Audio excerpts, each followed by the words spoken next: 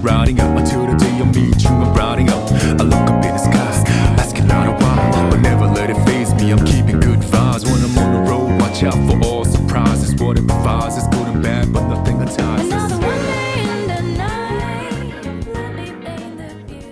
Hello and welcome to the Weekly Stuff Podcast with Jonathan Lack and Sean Chapman. We are here to talk about stuff this week on the show, living up to our name. Lots of topics today. Xbox made some news, sort of, this week. Marvel made some news with some fantastic forecasting. Nintendo didn't do anything, but people reported on Nintendo. So we got lots of news. We got some stuff. I've been playing Persona 3 Reload still. I assume, have still been playing Like a Dragon Infinite Wealth. And I assume neither of us are done with either of those. Is that correct? Oh, God, no. Yeah, not even close. Yeah, I'm the same way. I mean, I have finally gotten Aegis in Persona 3, is what I can say. That is a long game. It's not the longest Persona game by any means, but it is a long game. I'm maybe about halfway through on chapter count on Infinite Wealth, but okay. Like I feel like I'm only now starting to fully come to terms with how gargantuan this game is, because it's halfway maybe in terms of chapter count, but I'm probably going to spend like a week on the chapter I'm currently in. So it's like this game is fucking huge. Does it feel like it's bigger than any of the other ones? Yes, absolutely. Okay. Yes. Which is saying something, as we've talked about before. Oh, yeah. Because there's an ambitious franchise, I think, is something we could say about Yakuza / Like a Dragon. Oh, yeah, for sure. Yeah. All right. Only housekeeping really going on. I'll remind people to subscribe to Japanimation Station. We are back. Last night, the Nichijou My Ordinary Life review aired, and so that's up in the podcast now. Next week, next Sunday night, the Hyoka review is airing, and then part 5 will be coming back in March with stuff like Love, Chinibyo, and Other Delusions, so that's fun.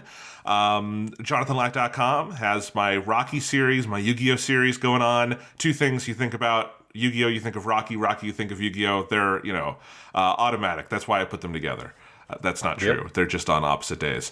So lots of good stuff going on there, but I think we can throw it over to the stuff. Sean, what in the stuff portion of the episode did you want to talk about today? I have done nothing in the past 2 weeks other than watch some stuff for Japanimation Station and play Like a Dragon Infinite Wealth. I was trying to think of anything. Like, I really wanted... want's an interesting word. I wanted to be able to play the beta for Skull and Bones for the podcast, but it was only up during the work week. So it's like, by the time the weekend hit, that game has actually been released, I think, at this point, or something. Reviews are out for that game. With a deafening whimper. Yes. And I really wanted to be able to play some of that game for free and talk about it on the podcast. But unfortunately, I think they knew that nobody really wanted to play it, so they only put the beta out during working hours, basically. So it's like, who's going to have time to play this game? There's been a lot of talk in Hollywood about, projects getting canceled for tax write-downs and stuff, and it's generally terrible. I will say, Skull and Bones is one I look at and I go, why was this never canceled and given a write-off status at some point in development? Because this is not something it seems like anyone wanted to be making or had an idea about its making, and it finally came out due to, inertia? Like, what the fuck happened there? Yeah, it is, video games are, one of the ways in which the video game business is very different than the movie business is when you get a project like Skull and Bones that somehow worms its way out of the system and ends up actually releasing, it's not funny the way that the fact that Madam Web just came out is fucking hilarious. Like, that's hilarious. And you see little clips of that movie getting spread around online, and it's the funniest shit in the world. And there's a part of me that wants to go see that movie at some point, not in the theater, but if it's on a streaming service, just like, I wouldn't hate the idea of sitting down and watching this fucking Madam Web movie. Whereas it's just sad when you see Skull and Bones because there's nothing like memeable about it. It's just this thing that ended up getting completed, even though clearly it was a project that was doomed forever ago. I mean, it's the idea of it originally was fine. Let's take the pirate stuff from Assassin's Creed 4 and make a game. But that's not really what they ended up doing. And then that team has, transformed multiple times over the course of the development of that game to the point where that game was announced 10 years ago at this point. And it just sort of came out and nobody's going to buy it. Nobody's going to play it. It got terrible reviews and it's not even funny. It's just depressing. Yeah, it is a very, very bizarre situation. And I've talked about it before, too. It's just bizarre in also thinking about how Assassin's Creed 4 is pretty broadly the best-loved Assassin's Creed at this point, I think. It's, I believe, the best-selling. I was just checking this again. It's hard to find, exact numbers, but it seems like it was. And it had that boost from being a cross-gen as the PS4 started. They just have never, they've taken bits and pieces and put them in other Assassin's Creed games, though not the overall package, while spending a decade doing what was honestly a fairly narrow slice of Black Flag. Just the ship part, not the ship boarding, not the island hopping, not all the fun storytelling, any of that. It's just, I can't really think of another situation other than the Sonic the Hedgehog franchise, honestly, where they've hit on something universally beloved and then just never touched it again, except for one game where they tried touching on it and failed miserably over a decade. It's very weird. Yeah, it's bizarre, but hey, it's out. We're done. Skull and Bones, it's over. We'll have to find some new game to use when you're talking about a project that seems to never actually getting finished and you have no idea what's going on with it. Obviously, Beyond Good and Evil 2. Yeah, we've got that technically, although they haven't even talked about that in years. No. It's not like Skull and Bones. The thing was, it felt like every single year there was an update, there was a trailer, there was something. They didn't let you forget that they were making that game. It's very easy to forget that technically Beyond Good and Evil 2 has not been canceled. Also, the director is dead. The director of the game died last year. True. I don't know if we didn't even talk about that. The director of the game died, and there has still been no update on whether or not that game exists. I'm going to say no, because the director is dead. Yes, and no one is talking about it. Ubisoft is in a weird fucking place. That's for sure. But hey, they put out that Prince of Persia game and they put out Skull and Bones. So they are releasing video games again. They put out Assassin's Creed last October. It felt like there was 2 years where Ubisoft put out nothing. And they're putting out some video games. Well, there you go. All right. In terms of so that was you talking about stuff you didn't do. You didn't play. Right. What has my stuff been? I mean, I've been doing a lot of various things for my dissertation, for the podcast. In terms of for pleasure, I guess I have two things I'll talk about. First off, I'll talk about a game really quick. I think it was last weekend, Activision put up a free weekend of Modern Warfare 3, the new Modern Warfare 3, which I had not touched yet. So I put it on my PlayStation, and I played some of it, and I was like, oh man, I miss playing Call of Duty. I want to play more Call of Duty. And they also had it for $45, I think, for just buying Modern Warfare 3, which I did not. I have 2 on my Xbox, which is not hooked up at this point. And I was like, I just want to have this on my PlayStation so I can play some Modern Warfare. So I did go ahead and buy it. I had a little extra money this month. And I'm like, okay, I'm gonna get Modern Warfare and play that. And I've been having a blast. It's a bizarre game. I've only touched the multiplayer. The multiplayer is purely Modern Warfare 2 with new maps. Some slight changes, the UI is identical, but some things, some of your perk customizations are no longer called perks. They're different pieces of equipment on your body, but that's purely an aesthetic, change to what they call it. The perks are still all there. There are new guns, but also all the guns from 1 and 2 are in there and you can get. And then the maps are just all remade maps from Modern Warfare 2 2009, the first Modern Warfare 2. So it's a weird multiplayer suite, but here's the thing. I really loved the multiplayer in Modern Warfare 2, the new one. But the maps in Modern Warfare 2 from 2009 are phenomenal. That's the Call of Duty I played the most back in the day on 360, and it's a great map set. They're better than any of the ones in the modern Call of Duty games. So it's kind of like best of both worlds for me, because I'm like, oh, this is this multiplayer suite I love with these old maps where, Call of Duty used to be a lot more adventurous in what maps they did, like the one that is in and around the plane terminal, and you can run up into the plane and run through that.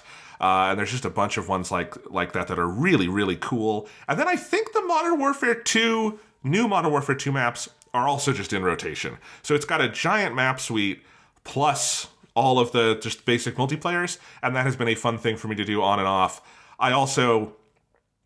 This is not me bragging, this is me talking in surprise. I'm pretty good at Call of Duty at this point. Like, I am generally the top player on my team, or one of the top players. I've won several free-for-all matches.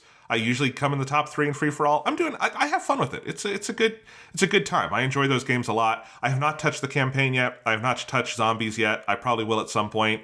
It is by far the most Frankenstein video game I've ever seen in my life, because it doesn't even come in its own video game launcher. It's just this new Call of Duty launcher they have that also includes Warzone and Modern Warfare 2.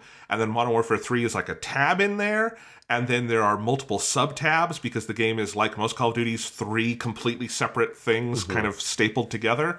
It's a very bizarre game. This is not me necessarily saying I recommend it and you should go out and play it. Just that I have been having a lot of fun with it, playing it in a new place, and feeling like it's a good way to get out stress, because it's like a hyper-focused kind of multiplayer where I really get into it. I'm doing pretty good. So I've been having fun with that. Cool, yeah. I mean, obviously, it's like you didn't go into it with like huge expectations for like. I knew exactly what it was. Yeah, because that's like it felt very bizarre to me that Activision made that shift at some point in the development where they'd said, you know what, we're just going to call this Modern Warfare 3 now. Even though obviously it was always meant to be an update for the new Call of Duty Modern Warfare 2, because the idea of let's make a Modern Warfare 3 and put all of the old Modern Warfare 2 maps in it is just such an insane thing to try to explain to someone that makes no sense. Like, you mean you didn't put the Modern Warfare 2 maps in Modern Warfare 2, you put it in Modern Warfare 3? Because, of course, it was just meant to be an update for last year's game.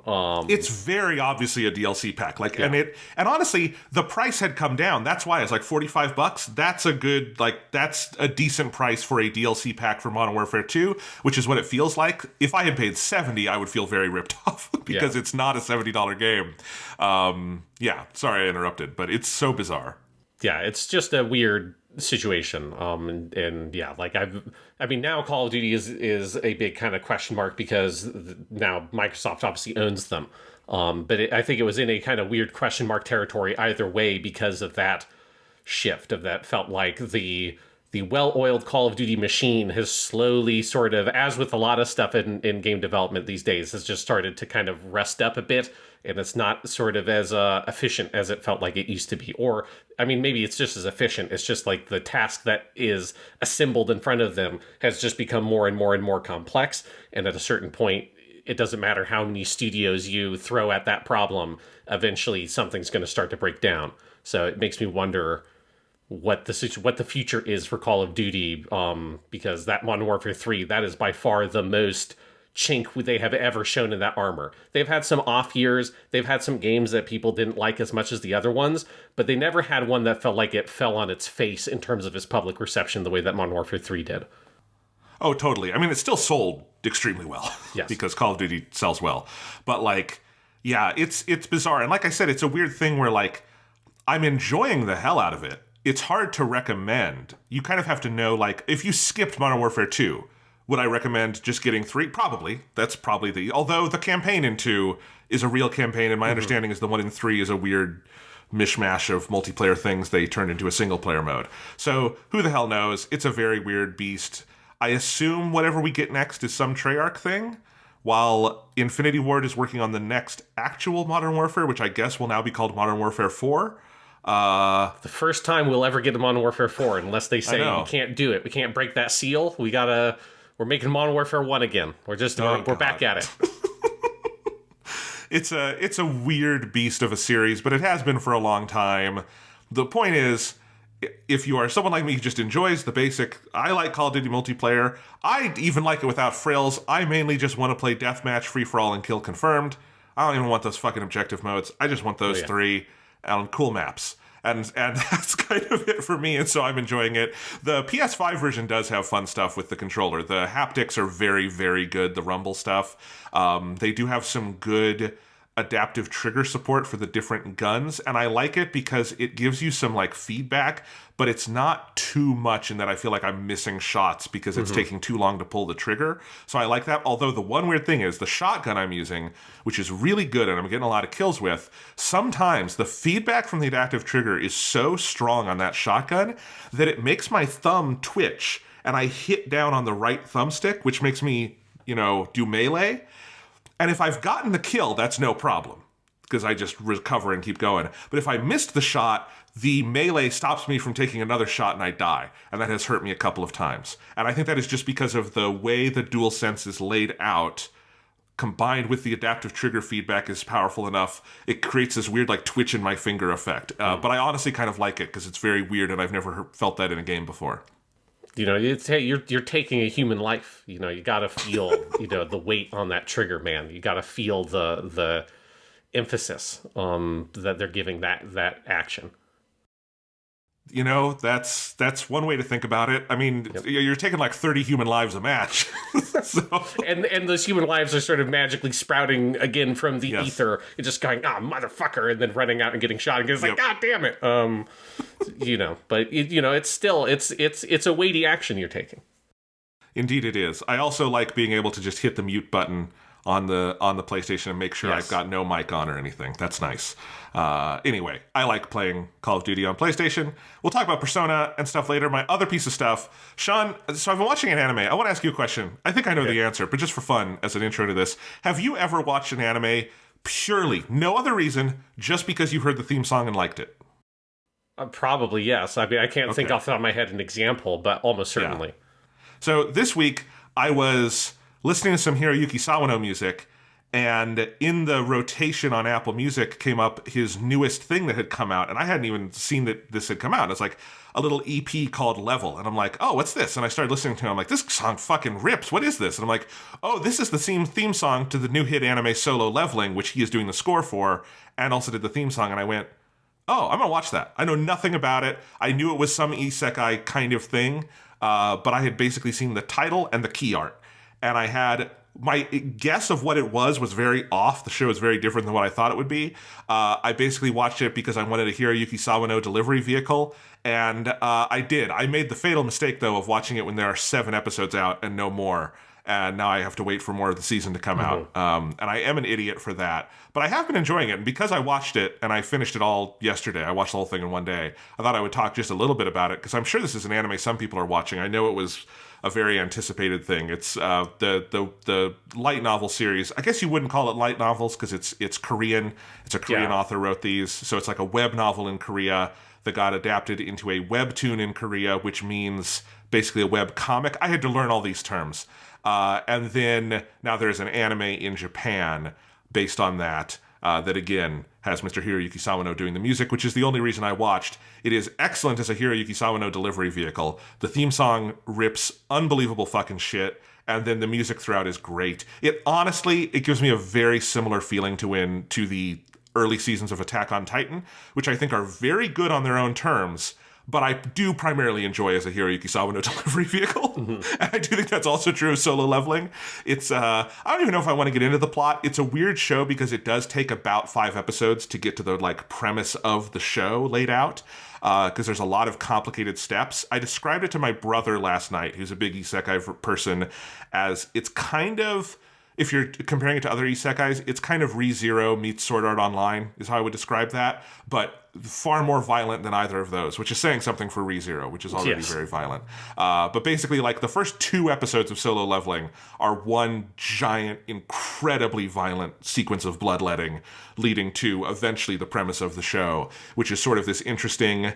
It's an isekai where the gamic logic is coming into the real world instead of someone going into another world, be it a video game or another dimension or whatever. But it's good. It's got a great voice cast. Binjo Ganga, is that his name?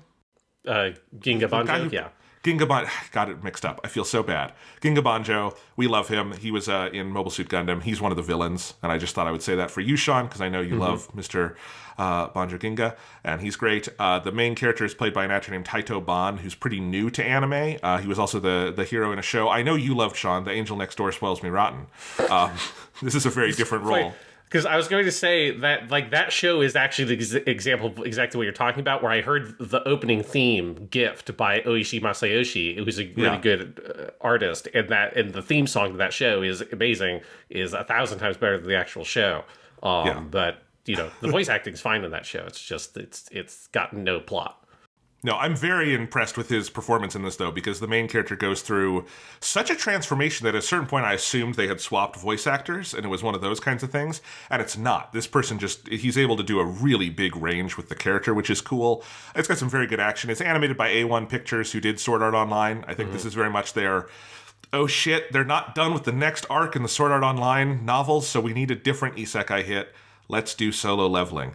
And it is good. The title is one of those weird things where it's translated wrong, I learned, because in Korean, and I don't know any Korean, but my understanding is that the title would be better translated as Only I Level Up, which is the actual premise of the show. The character is the only person in this world who is able to get exponentially stronger. Solo Leveling sounds like what Kirito is doing in Sword Art Online. Yes, that is exactly what Kirito does online. Solo leveling is when you're playing a WoW and you level your character up without partying with other players. So I did not realize that was... Yes. Yeah, I assumed that the premise of the show was something vaguely Sword Art Online-esque of, Me too. He's traumatized and doesn't want to be with a party, which is, you know, like half of these protagonists anyways. And so he solo levels. Apparently... No, he does not, and in fact, he does not solo level. He does party up with other people. They probably should change the title of the show. They probably shouldn't have called it that then. That's like... It's an incredibly misleading title. It's 100% an Attack on Titan situation where it sounds good, like the words together sound good, and once you know the premise, they're gibberish, which is great because, anyway, but I am enjoying the show. It's fun. It's got great music. The 6th episode ends with a big, extremely bloody and traumatic sequence set to a giant Hiroyuki Sawano insert song. And like that, just like it hit the point in me that Attack on Titan, the Mappa seasons of Attack on Titan are good, but they didn't have Hiroyuki Sawano do the music, which was a massive fucking mistake. And like, so they don't have moments like that. And I was missing that. And this has those moments. It's weird because like this show is not much like Attack on Titan, but I keep finding myself reaching for that comparison because of the Hiroyuki Sawano effect. And I think they deploy him in a very similar way to that show. So it's an interesting thing. Yeah. That's cool because that's a show that's been on my radar. There's been a lot of good anime this season that I very much want to watch, but I'm just waiting for it to finish. Like that, Free Ren's the one. Diaries, is supposed to be really good. I've just been sitting here looking at that and just like, God damn it, just finish, just finish already, please. I want to watch the show, but I don't want to watch 21 episodes of Free Ren and then have to wait 5 weeks to get to the last episode. Well, because that one is the rare dual core series. Yes, that had no break between them also, so there's no chance to sort of like sneak your way in there and watch some of it and feel okay about waiting for the second core. They've just gone all the way through. It's like, motherfuckers, just finish it, please. I just want to watch it. It'll be pretty soon.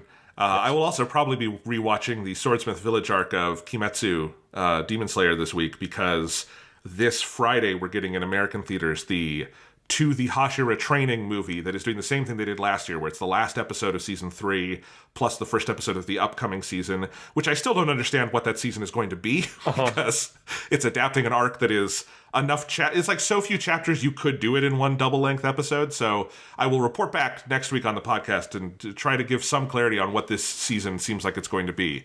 Some theories that they might do some of the light novel adaptations in there about the other Hashira. That might be fun. But anyway, anime is fun. Anime is cool. We talk about anime a lot. Yes, because obviously we've got our stuff going on Japanimation Station because that's what I've been watching anime-wise. I have not started the next show yet, but I will soon. It's short, though, so... It's good. Oh, good. I'm excited. All right, they've all been good. We have not... Yes. Spoiler alert, a Kyoto Animation show is good. Shocking. Yeah. All right. There's someone out there who hates Kyoto Animation who is just so annoyed at us at this point. And that person is sad and has no life. Yes, I'm happy to lose anybody who doesn't like KyoAni shows. It's like you're fine not watching our stuff because I can't imagine you like all the other stuff we like too.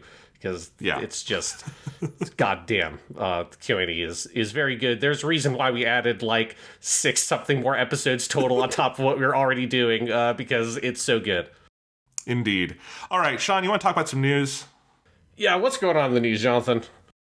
All right. Marvel has announced casting for the upcoming Fantastic Four movie, and we don't talk about a lot of superhero movie news on this podcast anymore. This, I feel like, is significant enough to talk about because it's interesting, and I think if there's any upcoming Marvel production we're curious about, it's probably the Fantastic Four, right? I mean, it's the best chance they have of kind of like turning their current trajectory around is Fantastic Four. I've said this a couple times online. I think they need to treat this as Iron Man 2.0. Like, this should be the kind of soft reset of the Marvel Universe because it's the big property. It's a property that's never been done right on film, so that's also... And there have been some very high-profile swings and misses. Roger Corman did it. There were the Tim Story movies with Jessica Alba. There was the one movie that barely came out with Miles Teller in it that ended Josh Trank's career. It's been a disaster. So now Marvel gets to do it. They have finally cast the movie. Also, they are calling the movie The Fantastic Four, which I think is funny. Going back to the what do we do when we've already had 2 movies called Fantastic Four? We're going to add the definite article, baby. And there we go. You know, I think is that what the original comic was? Maybe called The Fantastic Four. That might have been the official title of the original. Okay. Everyone just calls it Fantastic Four, obviously, but I believe it is also the name of the Roger Corman movie, the one that is technically unreleased, but everyone it's out there in bootleg form. Mm-hmm. Yes, this will be the second movie called The Fantastic Four after 2 movies called Fantastic Four. Yes, the original comic line was The Fantastic Four, but the is incredibly small. It's actually hilariously tiny. If you look up the cover for The Fantastic Four #1, it is very, very, very small little the there. All right, but here's who we've got as our Fantastic Four, as our The Fantastic Four. Pedro Pascal, who everybody loves, everybody knows. I don't think he needs any introduction. Game of Thrones, Last of Us, Mandalorian, so many things at this point. Yeah. He will be Mr. Fantastic / Reed Richards. They're one person, but 2 names. Yes. Vanessa Kirby, who's also been in a ton of stuff, including the recent Mission Impossible movies. She was in the Fast and Furious Hobbs and Shaw movie. She will be Sue Storm / The Invisible Woman. Ebon Moss-Bacharach, who is very much a character actor he's that kind of guy you will know his face even if you can't place him. Recently, I think he's gotten a lot of acclaim for The Bear, the FX show. He was also on Andor. He was on Girls. He will be Ben Grimm / The Thing. So we won't see his face much, but he's there. And then we have Joseph Quinn, who is the closest to an unknown, although he was in the latest season of Stranger Things and was fairly acclaimed for his role there. And he will be Johnny Storm / The Human Torch. The cast has a very weird age range. I just noted Pedro Pascal is 48 and Ebon Moss-Bacharach is 46. Joseph Quinn is 29 and Vanessa Kirby is 35. I do kind of like that weird going up and down the age ladder. That makes sense. That's about what it should be. Like Ben and Reed should be older and about the same age, and then Sue should be a bit younger than Reed, and then Johnny should feel noticeably younger than the other members of the Fantastic Four. That actually sounds good then, because I did not know that, because I only know the other movies that got that wrong. So, yeah. Because Johnny's like not that much older than Peter Parker in the Marvel comics. Like I think he's a little bit older, but they're about the same age range. Because he was like a hot wheeling teen in the original comic books. Like that's kind of how he was positioned within the team. Was like he went out on his hot rod and went to parties with chicks, and like that was his whole kind of deal. So that age split is kind of how the dynamic of the family works. Okay, that's really cool to know, because I only know this from, like, again, the movies where it was Ewan Gruffudd and Jessica Alba and Michael Chiklis and Chris Evans. Everyone forgets. Chris Evans was a superhero before he was Captain America. He was Johnny Storm, and he was not a teenager in that, noticeably. So anyway, no, that's cool. That is a fantastic cast. I will just say that is pretty much dream casting, at least for, I think, Mr. Fantastic and Invisible Woman. I mean, Vanessa Kirby has deserved her own movie franchise for a fucking while. Look at what she did in the last Mission Impossible, for instance. Pedro Pascal he's in everything, and I think no one's complaining because he is magnificent. And then I think getting an interesting character actor as the Thing is the right call. So yeah, I like that casting a lot. Yeah, it's a very good cast, and it's particularly because the two I know are for Reed and Sue. Like, that's really important. And yeah, Pedro Pascal is a very, very good pick, I think, for Reed Richards. I think he just he's the right age for it. I think he's got like a good look for it. Like, you can see him with the like little bit of gray at the temples in that whole kind of Reed Richards kind of vibe. I think he can just carry that really well. He projects intelligence, I think, but also he projects empathy in a way that I think is important for that character, from my understanding. Yeah. And then Vanessa Kirby is just a kick-ass movie star-esque leading lady, which is cool. And then, yeah, I like the other casting too. So that's cool. I mean, Marvel, their kind of magic trick used to be casting. That hasn't necessarily fallen off, but it also has not saved recent projects, right? Like, they haven't cast the hell out of recent things so phenomenally that it's saved everything else. This movie, it does feel like they're investing in pretty heavily. The director is Matt Shankman, who is a really great TV director, did some very impressive episodes of Game of Thrones. His actual origin story was in It's Always Sunny in Philadelphia, which I always think is funny, and he did great work there. And then he did WandaVision, which I had my issues with, but is a very well-directed piece of TV. So this is what he's doing. And there are rumors that this could be a period piece kind of thing, that they actually wind up setting this in the 60s, which was kind of reinforced by the key art they put out. The animation of the characters definitely looked like that era. So it could be interesting. And because of how they've rejiggered the schedule, the only Marvel movie we're getting this year in 2024 is Deadpool 3, which is clearly going to be a kind of its own corner of the universe sort of thing. There was the trailer we got at the Super Bowl, and it's called Deadpool and Wolverine. It is not called Deadpool 3. So I'm going to have to remember that in the future. Yes. But then I think this is 2025. So this is kind of the next big thing. I think there's a Captain America sequel no one is excited for, but I think that'll come and go with a blip, and then maybe this will be a hit.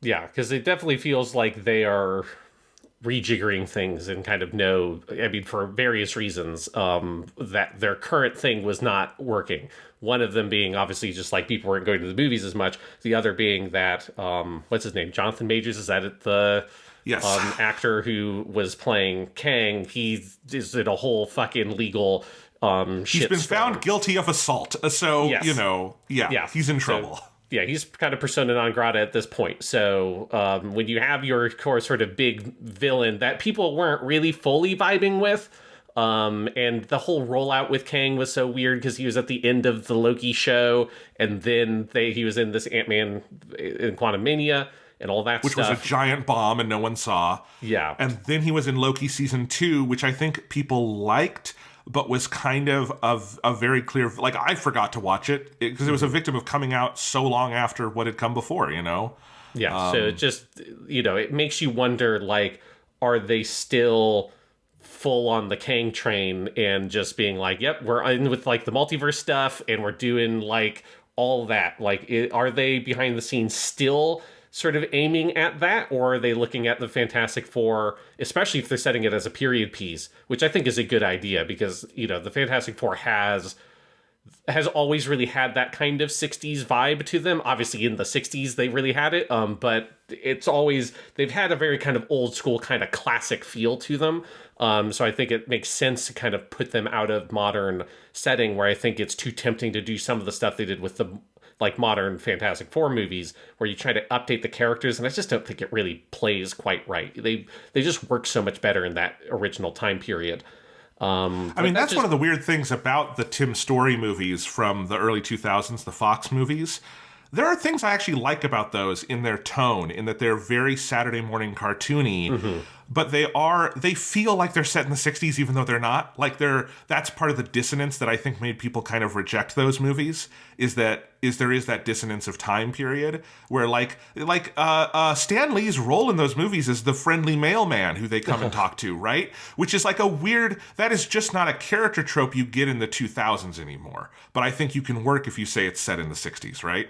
Yeah, and that just gives them this whole distance from everything else to just say, hey, we've got our own little thing working here off on the side, and use the Fantastic Four as a platform. And then and honestly, that would be an interesting way. Obviously, they did their kind of period piece X-Men movies, but those are kind of a slightly different vibe. You could do let's do old school X-Men set in the 60s, but actually make it like the old school X-Men. Not the First Class is a good movie, but it's a different kind of thing than those old X-Men comics were like.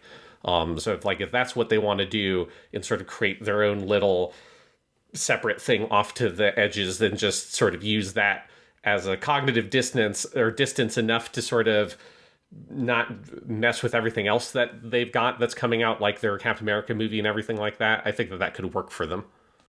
I agree. And just on that Kang stuff, Sean, I mean, they've totally abandoned it because they have cut ties with Jonathan Majors. The movie that was going to be called Avengers: The Kang Dynasty, they have officially gone back to Untitled Avengers film, is what it is called.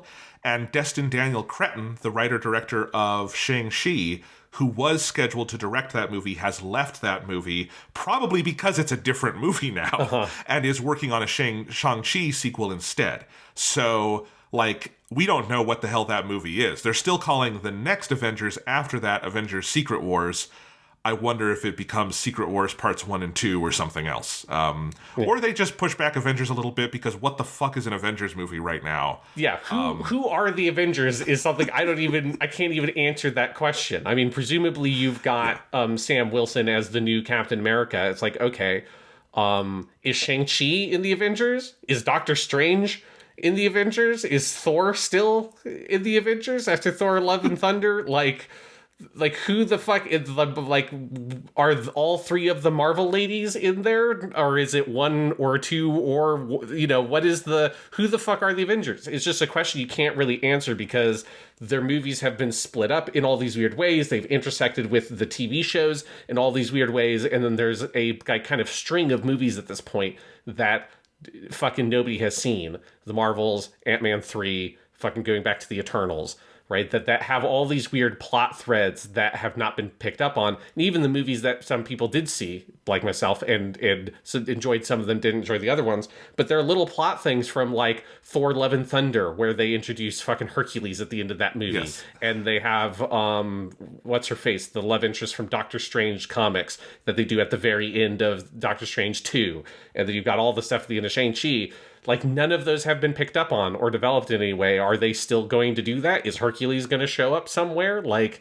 It's such a weird mystery what is going on with that whole kind of universe of films, and what are meant to be the continuity threads that connect the different movies, and what direction are they heading in, is just complete gobbledygook at this point. So saying, fuck it, let's just make a movie set in the 60s with the Fantastic Four, I can get behind that 100%.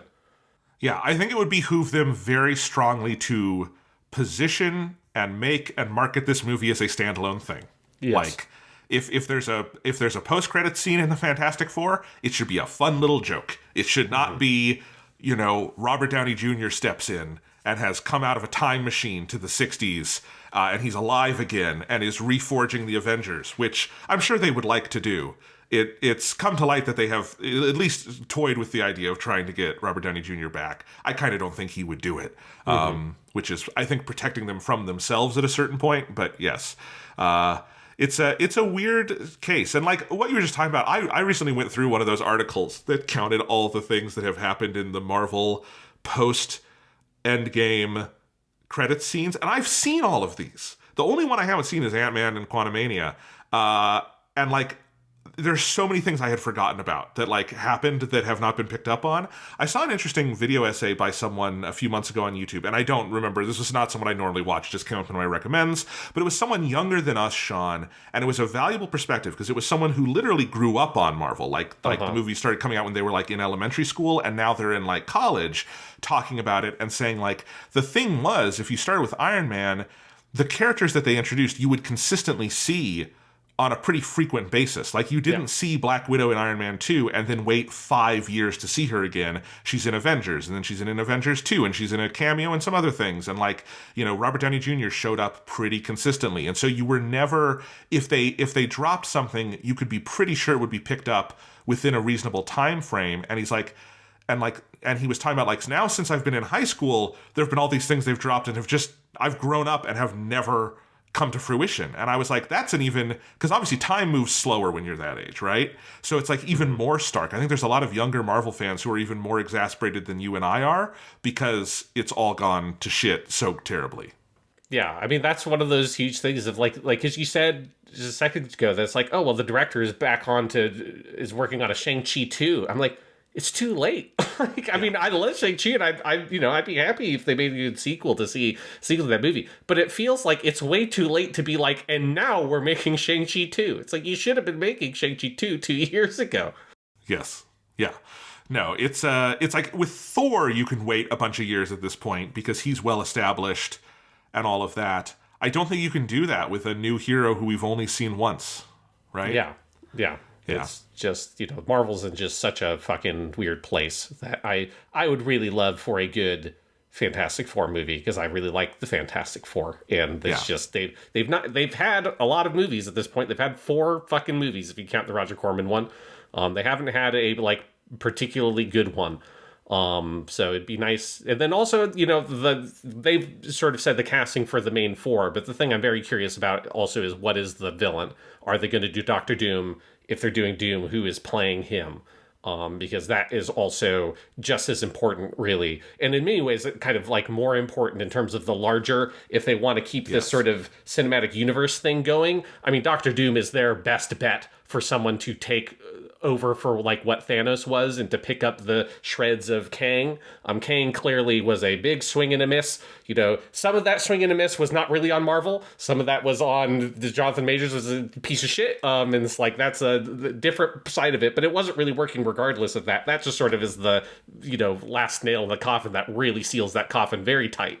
But Doctor Doom, I mean, he's the guy. I mean, Doctor Doom's the man. If you've read Marvel Comics, he's the fucking shit. And if you pull off Doom, there's a lot you could do with that character to make a very compelling, longer-term antagonist that persists across multiple different kinds of movies, if you want to do the same kind of thing they did when the MCU was very successful.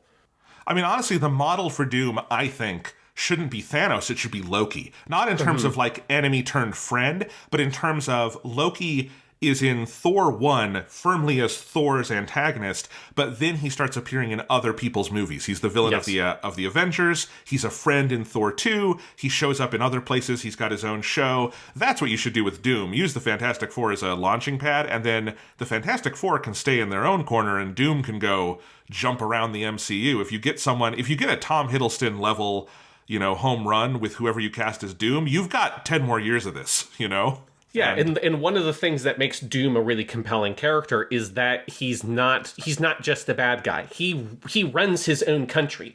He's the head of Latvia or whatever. And so he is, leading them, and he's got a sort of sensibility to himself of where he wants to take care of those people, his people. And he does it in a very sort of Iron Fist kind of way. I don't mean that in a Marvel Iron Fist. I mean that in the more general use of the term Iron Fist. I actually thought you were talking about Iron Fist, and I'm running through what I know about Iron Fist, and I'm like, I don't think that's Iron Fist's origin. I know he trains in a foreign country, but I don't think he rules it, does he? Yeah, as soon as I said the term, I realized, in a Marvel comic context, you have to be careful at how you use that phrase, because in other contexts, that would have made perfect sense. In this context, it's what are you talking, Danny Rand? What? But he's not just a bad guy. He's trying to look after his people and kind of shepherd them into the future. And so there's a very kind of Magneto-esque quality to Doctor Doom, just like how Magneto's not just a straightforward bad guy. He's there trying to take care of mutant kind in the way that he best sees fit. Doctor Doom has a very similar kind of thing going on, which means he can be in this more neutral position in lots of stories that make it very interesting. And then you can just have a lot of fun with the ego of the character, in a Loki-esque way, makes him very entertaining. So I really hope that they nail Doom and they get a really good vision for the character, a really good performer that can play him, and kind of know how to position that character to make him flexible enough to exist in other movies, because I think he would be a really valuable tool if they want to continue doing a connected continuity kind of thing. Absolutely. Do you think we should do an episode where we go back and watch the old Fantastic Four movies? I mean, it's an obvious idea, but it's one that would also necessitate us eventually watching Fant Four Stick. No. I'm not. You can't make me do that. I meant just the ones from our childhood, the Ewan Griffon movies by Tim Sure, Story. I would absolutely watch those movies. Okay. Yeah, we're definitely doing that. Like, the question is, are we doing? And I'd be down for watching the Roger Corman one. I just don't want to watch the Josh Trank one. Okay. Well, then maybe, we can at least, because you know what? I actually kind of like Rise of the Silver Surfer in my memory. Yeah. That one has some good stuff. Lawrence Fishburne plays the Silver Surfer. You know, it's good. Chris Evans is always entertaining. People forget Chris Evans, before he was Captain America, always played preppy douchebags. That was always what he did. That's how he played Johnny Storm. He was really good as Johnny Storm. And those movies, they're not as bad as, like, I think some of their reputation. I'm not saying they're good, but I'm saying, like, I've seen worse superhero movies. Yes. I mean, I haven't seen either. I haven't seen Rise of the Silver Surfer since it was in theaters. I think I watched the first one of those because we had the DVD. So I definitely watched it at some point on DVD afterwards, because I got it on, like, my dad gave it for me on Christmas or something for DVD. But this is like middle or high school. So this has been a long time since I saw either of those. Well, anyway, look forward to that at some point. Maybe, you know, we got to plan episode 500, Sean. Maybe that's episode 500, is watching shitty Fantastic Four movies. That will not be episode 500. That's a joke. All right. Do you want to talk... This is a fucking can of worms. Do you want to talk about Xbox? Yeah, let's open up this can of worms. Like, this is something I thought about bringing up on the podcast like 2 weeks ago, the last time we did a weekly stuff, where it was still firmly in the rumor camp, but it was very interesting rumors, and I'm glad I didn't bring it up, because it would have been immediately out of date, because by the time the podcast came out, Phil Spencer had made his first tweet about it, so it was a rapidly developing situation. So I'll give a summary of what has happened. So rumors, and this is what you were talking about, had broken about Xbox starting maybe to bring big games multi-platform. So the main rumor was Starfield and Indiana Jones, the machine games Indiana Jones one, coming to the PlayStation 5 and possibly Nintendo Switch or other places. So in response to that, there's a lot of breathless speculation.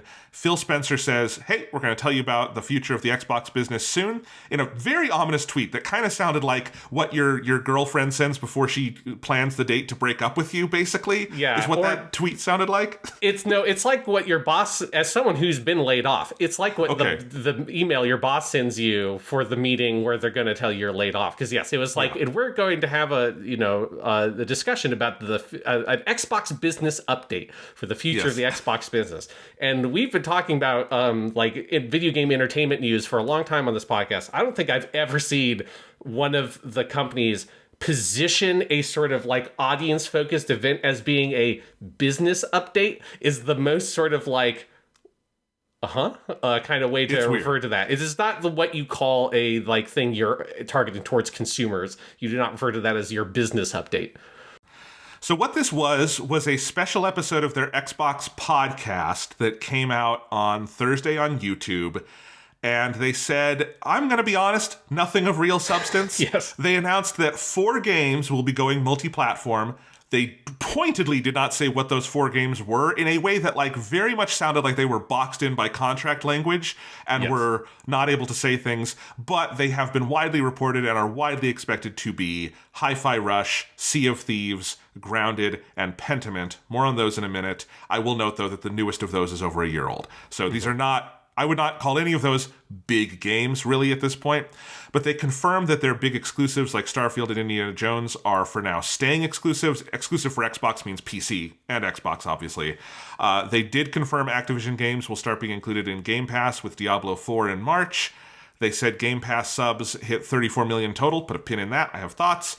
And they confirmed continued plans for hardware-driven strategy and keeping Game Pass locked to Xbox and PC, including starting to hint at the next generation, which is, I have to say, big flop sweaty Nintendo Wii U energy of we're 3 years in and talking about next gen. Anyway, Sean, that's the situation. What do we have to say? Yeah. Well, because from my perspective, since I follow some of this stuff a little bit like closer than you, Jonathan, like the rumor mill around this started way before the Starfield stuff, because it goes back to like mid-December is when there started to be insiders started to sort of hint that Microsoft's attitude towards third-party releases had started to change, and there was like this slow buildup of like, oh, they're going to put out a game on PlayStation and Switch. and maybe it's Hi-Fi Rush. Oh, maybe they're thinking about 2 games. Oh, that like maybe the other one's going to be Sea of Thieves. And then it's like, and then it's like, but it might be even more. And then there was a rumor thing that gained a certain amount of credibility because they predicted some things about the Indiana Jones reveal, but it's sort of like, did he predict it, or is it just a pretty decent guess? But there were some things in this kind of leak that said that Xbox was going to go full third party, to the extent of that their hardware business is going to eventually shift to, and this is still possible that this could happen, this just might be a longer term thing, but shift to a Philips CDI-esque, like 90s era multimedia video game console thing, of that you allow other people to manufacture them as well, rather than it just being Xbox or Microsoft makes Xboxes. It could be, hey, you know, Toshiba, come over here. You guys want to make an Xbox? Like whatever kind of like, you know, any Blu-ray manufacturer maybe would be able to come over here and make an Xbox and make their own version of it. That started to be like the most incendiary version of the rumor, the most extreme version of describing how far Xbox was going to go. Again, who knows if any of that will ever eventually happen or not, or if that was just all that dude sort of like blowing things way out of proportion. Then where the straw that broke the camel's back was the Starfield thing, where Xbox Era reported that there's going to be a Game of the Year-esque Starfield port that after they put out whatever their next big DLC thing is, because they have a big DLC pack planned for Starfield, and that after that there'd be a PS5 version. And that was the thing that caused every Xbox influencer on the internet to lose their fucking minds and just go insane. Yes. They went insane for several days with no comment from Xbox. Then Phil puts out his tweet saying there's going to be an Xbox business update, making it sound like he's breaking up with all the Xbox influencers and saying it's like, you know, you're really nice, I really like you, but, you know, there are other people in my life. And he says it's going to be next week. And it's not just next week, because it was like next Thursday. So it's like a week and a half of just letting the rumors just go completely out of control. Where at a certain point, the rumor mill felt like it had reached the point where there were people just going online saying that, you know, the equivalent of like, well, they're just going to shut down your Xboxes, and then Sony's going to sell their PlayStation for $1,000 because there's no competition in the market anymore, and games will be cost $120 because Xbox gave up, and that's just what, you know, arrogant Sony wants to do, and it just got very fucking wild out there for a while. And then Phil said, and it's going to, the business updates are going to be on the official Xbox podcast. And the way he talked, like that tweet was worded, in my mind made it sound like Phil Spencer was going to be on like Zoom within his shorts, like reading ad copy for fucking Audible, in between them giving the business update and then chatting about the last movie that he and fucking Matt Booty watched, you know? Like, it's like, there's a difference between a round table discussion that's on the Xbox podcast like feed and an episode of the official Xbox podcast. Like, those are two very different things. The way he talked about it made it sound like it was just going to be a normal podcast episode, which would have been the funniest thing they could have possibly done. But that's when they did their actual episode. It's just like a 20-minute thing, like so short that it didn't even last my whole commute home, because it came up at like 1 p.m. and I drive home about 3:30. So on my drive home that day, I played that.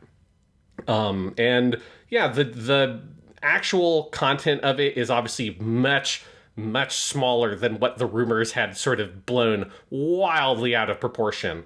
But it is also important to keep in mind that like Xbox at this event is only talking about sort of in relatively concrete detail, what concrete detail there was, which was pretty slim. They were only talking about like sort of the immediate future, and then very vague statements about their big picture business plan, which are the same vague statements they've been giving for almost 10 years at this point, ever since Phil Spencer took over. It's the same kind of thing they've been talking about. I want to talk about this because this is like, it's just kind of weird the way they say this stuff, but like we want every screen as an Xbox, and we want to reach the largest number of gamers possible, and we really see everybody as being an Xbox gamer, you know, and it's like that sort of talk they've had, especially ever since they pivoted Game Pass as being sort of their primary strategy. You know, it was a lot of reiterating that kind of stuff in between little chunks of there are going to be 4 games that come out. They didn't say what they were. He said a very carefully worded statement where the host asked him, are any of those 4 games Starfield or Indiana Jones? And he said, no, they are not Starfield and Indiana Jones. Not saying the Starfield and Indiana Jones aren't coming. You're correct. Just saying they're not one of those 4 games. None of those 4 games are Starfield and Indiana Jones. So who knows, right? It's a very carefully worded marketing statement to make people think that it's just 4 games and there's nothing to worry about if you're someone who's concerned about wanting to have big exclusive games for the Xbox platform. Don't worry, is the message they want to give. Where I think the reality is not as incendiary as what the rumors obviously had gotten to, but I think is a lot bigger than it's a bigger deal than what they were kind of painting it as at this business update. Okay, so this is what I wanted to talk about, because this was also my frustration with it, is that there is, and there has been for about a decade now, as you just said, a pretty big dissonance for the talk they talk about Xbox, of we want it everywhere, we want it on every screen, and the actual reality of it, which is, in actual reality, unless you're super comfortable with game streaming, which most people are not, Xbox is a hardware brand, and yes. It is still a hardware brand. And you either need an Xbox or a Windows PC, which is the same company, to play Xbox games and use Xbox Game Pass. And so it is a hardware brand. But they talk about it like it's a software brand. And there is still a lot of dissonance. And it was really on display in this little 20-minute podcast thing where they were saying, like, and I was tweeting this live as it came out, where, like, they confirmed at one point, he said the words, our starting point is that everything first party comes to Game Pass, and Game Pass will only be on Xbox. But then, with the other hand, they'll immediately say, and Xbox is everywhere, and Xbox is a software thing now. And it's just, there's a clear cognitive dissonance in that. And what I find bizarre, honestly, is that they're not more fulsomely doing the cross-platform thing, that they're not more fulsomely bringing Game Pass to other places. Like, Starfield being locked on Xbox right now is frankly kind of bizarre. The game sold poorly. Like, by Bethesda standards, it sold badly, and in part because it is on a really limited hardware platform. Game Pass, like, that 34 million number, I was asking my brother about this last night, because I just wanted, like, a real-world test. I basically asked him, like, based on coverage, which of the, like, console-based subscription services do you think has the most subs? And normally you would say Game Pass, because, like, it gets all the coverage. It's the least. Nintendo Switch Online and PS Plus both have more. And PS Plus is actually, it's not that much of an apples to oranges comparison, because it also is counting the multiple tiers, which it has, some of which are more expensive than the Game Pass tiers. So, like, it's a weird scenario where, like, PS Plus has a lot more subs, Nintendo has a bit more, but people cover Game Pass like it is the most popular thing in the world. The number that matters for Game Pass is it does have a very, very high attach rate to the Xbox brand. Like, most Xboxes have some form of Game Pass sold with them. But there aren't that many Xboxes compared to the competition, and so the install base is kind of reaching its maximum. And so if they want to grow, they do have to leave Xbox hardware behind or radically shift their hardware strategy. And that's what's a little confusing, and what, if you try to talk about online, Xbox fans, who are the weirdest and craziest people on the internet, will come after you for, and it scares me. But, like, that's why I'm a little confused. And, like, this was a very nothing burger of an announcement in terms of the 4 games, because the 4 games are in some cases extremely old games or very niche games that no one has played or talked about on Xbox, that, like, as Phil said, kind of have to go multiplat to make a profit because they're weird and small. So I don't know. It's a weird thing that we got this week. Yeah, I think it's like, you know, there has always been this bizarre kind of contradiction at the heart of Xbox's messaging, which is they try to tell you, the Xbox is the best place to play, and we are working hard with our first-party teams to bring great first-party exclusive games to Xbox. And we're going to tell you, like, Xbox world premiere, console exclusive, and put that in front of all of our shows. We're going to tell you all that stuff, and then at the same time tell you that our big picture vision is for everybody to be an Xbox gamer and to bring Xbox everywhere, right? And you know, that has always had the subtext of, well, they're talking about streaming and they're talking about cloud stuff. But now that we know that their streaming efforts with xCloud have, like, dramatically stalled, maybe it's, like, too much to call it an outright failure, but it's so far underneath what their projections were, and we know some of what those projections were because they all came out in that fucking FTC court. So, like, we've got numbers that they want or like at one point, 1 to 2 years ago, they projected Game Pass. Their goal was to have Game Pass have 100 million subscribers by 2030. That's a fucking laughable number. If your notion is that Game Pass subscribers are people who access their games through Xbox and the Windows PC store, you're fucking not getting 100 million people subscribed to a service that exists on Xbox and the Windows PC store. Like, that ain't fucking happening.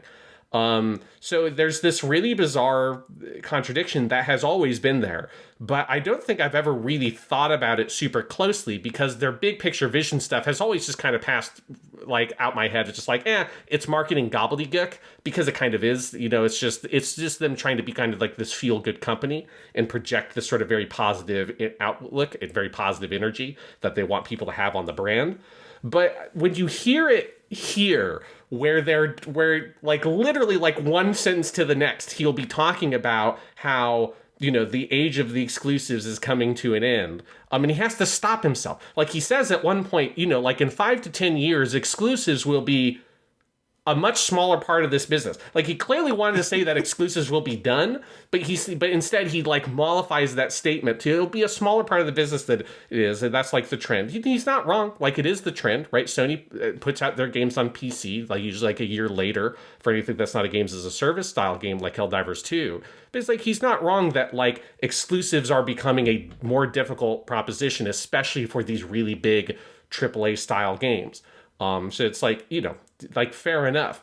But it's weird to kind of say that and then say that, and we're putting these games out on other platforms, to point out that they're already doing Minecraft and committed to Call of Duty on other platforms, but to then still be precious about defending Starfield or like their other games. And there's like this really weird middle tier of games that now exists at Xbox, I guess, which is this sort of vague definition of the game is not quite big enough that it makes sense to be a console exclusive. So anything below this threshold, like a Pentiment or a Hi-Fi Rush, that's going to go elsewhere. But then there's also anything above this threshold goes everywhere else. Anything that's at the Minecraft or the Call of Duty tier. So it's like, what is this weird middle vague space that you're kind of positioning games in about where they go? And it just raises lots of like weird questions of like, shouldn't Starfield kind of be closer to that upper tier if you're considering it like, if you're positioning it like Skyrim was?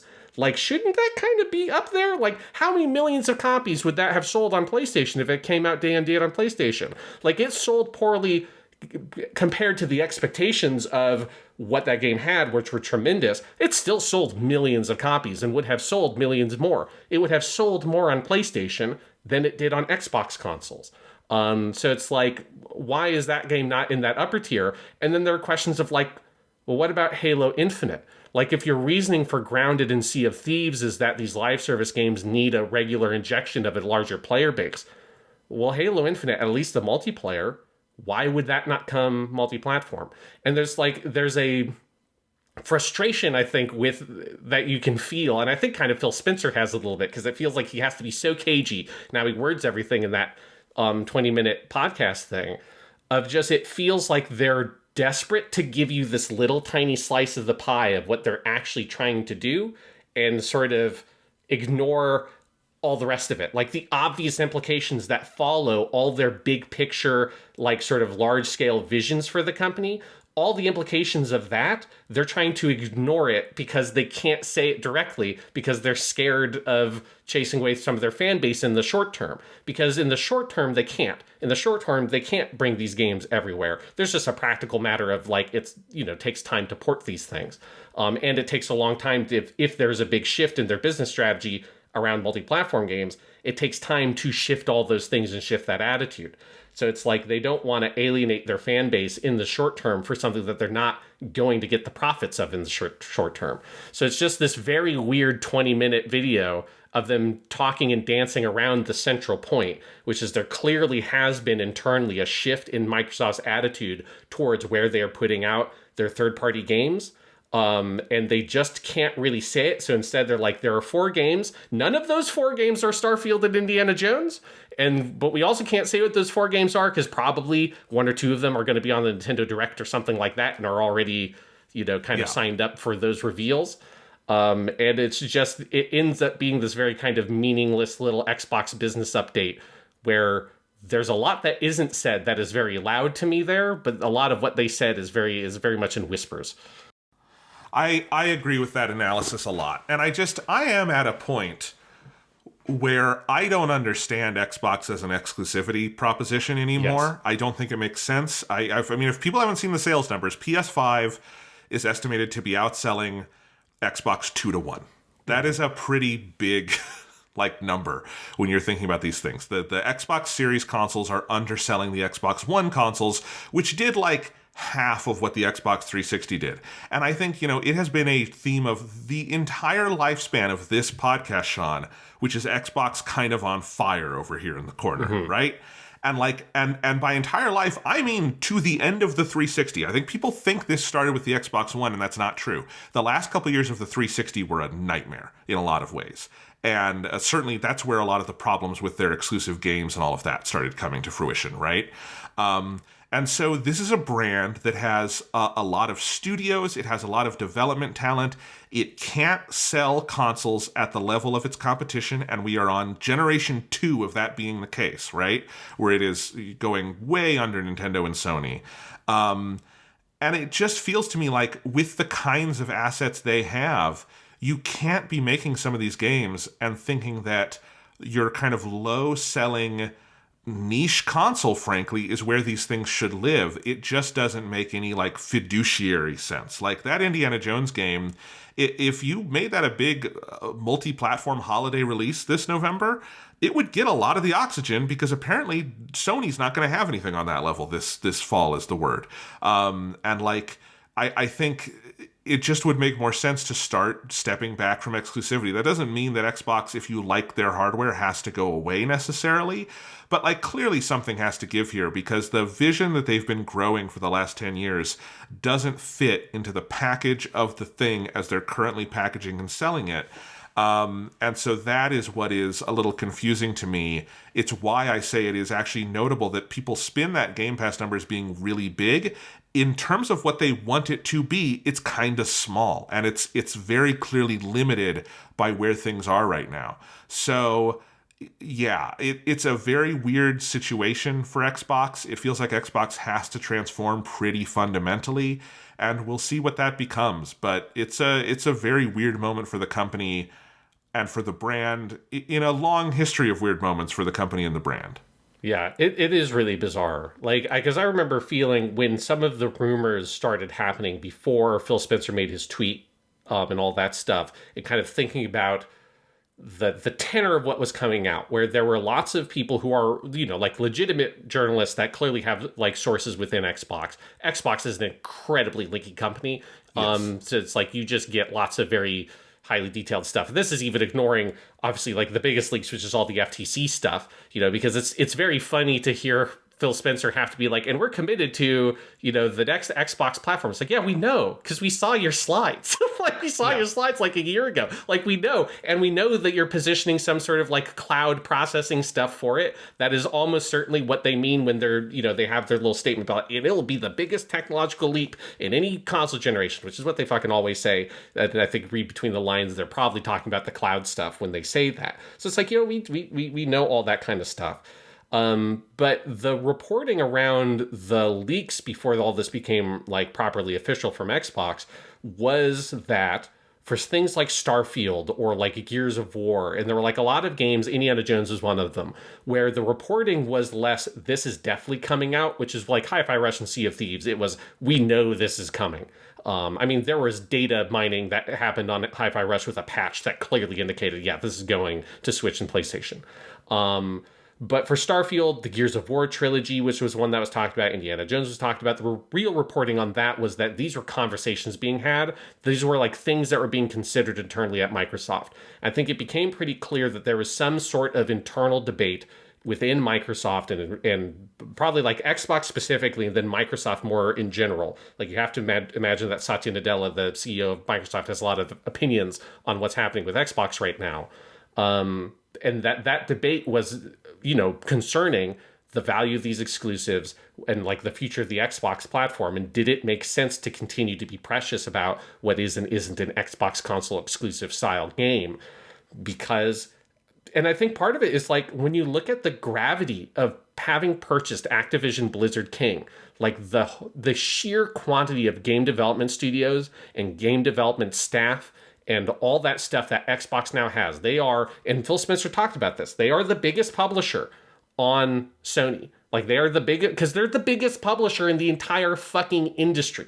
Like, if you're talking about, like, you know, sheer sort of like budget, it's like not even close, because they bought up fucking Bethesda and ZeniMax, and they bought up Activision Blizzard King, which was already one of, if not the biggest. So it's like they are such a huge company in terms of video game development and publishing that it just doesn't make any fucking sense at a certain point. Like, it's insane, the notion that you'd have, like, contain these games on the Xbox platform.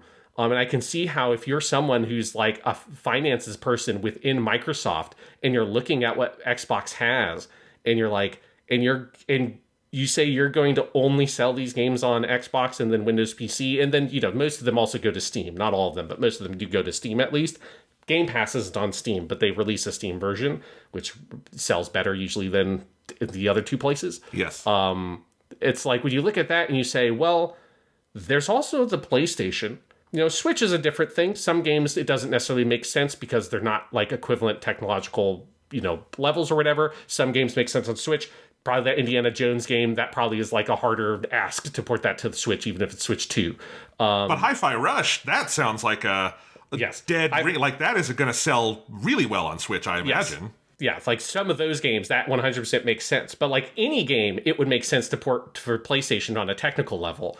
And you're looking at that, and you look at the numbers that PlayStation 5 is selling. You look at that, like, audience, and it's insane, the notion that you wouldn't put it out there. Because the biggest markets in terms of video games are iOS/Android, Steam, Nintendo, and Sony.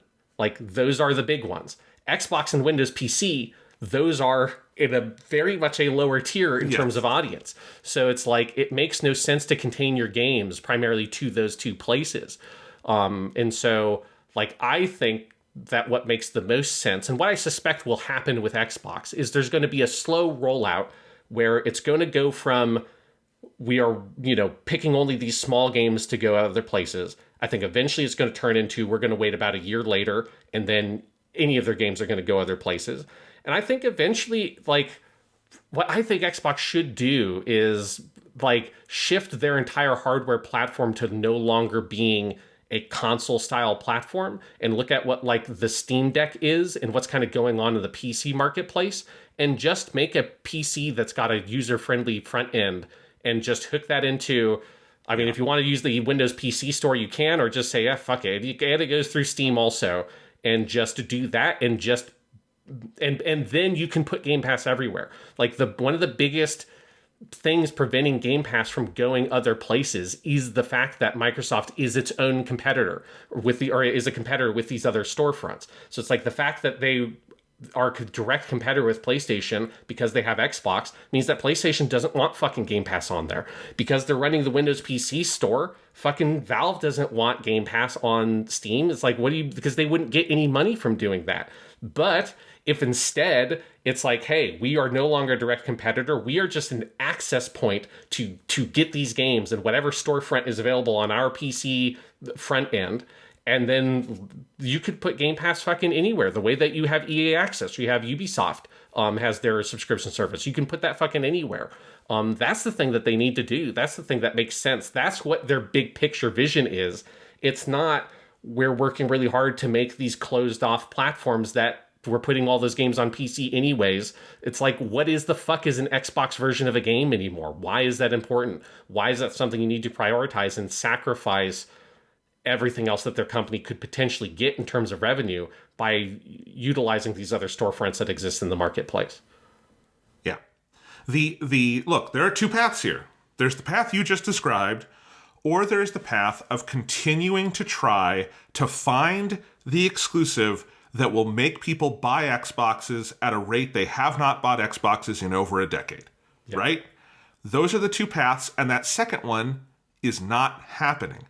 It's just not happening. There is not the game that is going to do that. I don't think it exists at all. I don't think even if they made Call of Duty and if they put the gun in their mouth and did the Call of Duty thing of just, we are cutting off most Call of Duty sales and making it an exclusive to Xbox, I think that would be a certain level of boon, but it would not be the gaming public abandons PlayStation and Nintendo, which is what they would need to have happen to turn this ship around in that old thinking of like a 3 console space, right? Yeah. Where they're all somehow equivalent.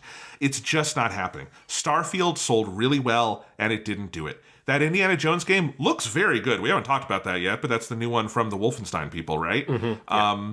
And like Indiana Jones is a notable property. It's not going to shift the trajectory of Xbox hardware sales. It just doesn't happen. It's they don't have a consistent enough identity. They don't have enough of these things. They don't have the other things that I think it goes along with it with PlayStation, which is I think an entire kind of culture of exclusivity, style, and all these other things that kind of helps build up the PlayStation brand. If they're waiting for that day, it's not coming. And if the goal is to like make money and get their games out there, which, as you say, given the size of a publisher they are now, that needs to be the goal, then exclusivity has to kind of start to be in the rearview mirror. It just has to be. There isn't another option here. And you know, that's what they have been saying in their big vision shit for 10 years. It's just they've never been in a position before now for that to like make any sort of realistic sense. But like, you know, Phil Spencer's not a moron. Like the thing he said about how like exclusives, particularly in the kind of Xbox, PlayStation, PC space. Nintendo's kind of a different beast in regards to this stuff. It exists on its own island. Nobody can compete with Nintendo at the stuff that Nintendo does. Nintendo's got like, you know, decades and decades and decades worth of IP and like all this whole fucking platform built up. You're not institutional talent that like builds a certain kind of calendar and everything. Yeah, and they have a whole kind of styles and genres of game like platformer that they can sell millions of copies of that nobody can sell like that. Like it's just a different fucking thing. But in that Xbox, PlayStation, PC space, you know, like exclusives are kind of slowly going the way of the dodo. And I think it's becoming hard for Sony to fully justify like, I mean, it's become impossible for them to justify their old hardline stance, which excluded PC entirely. And now PC is becoming a more important part of PlayStation's portfolio.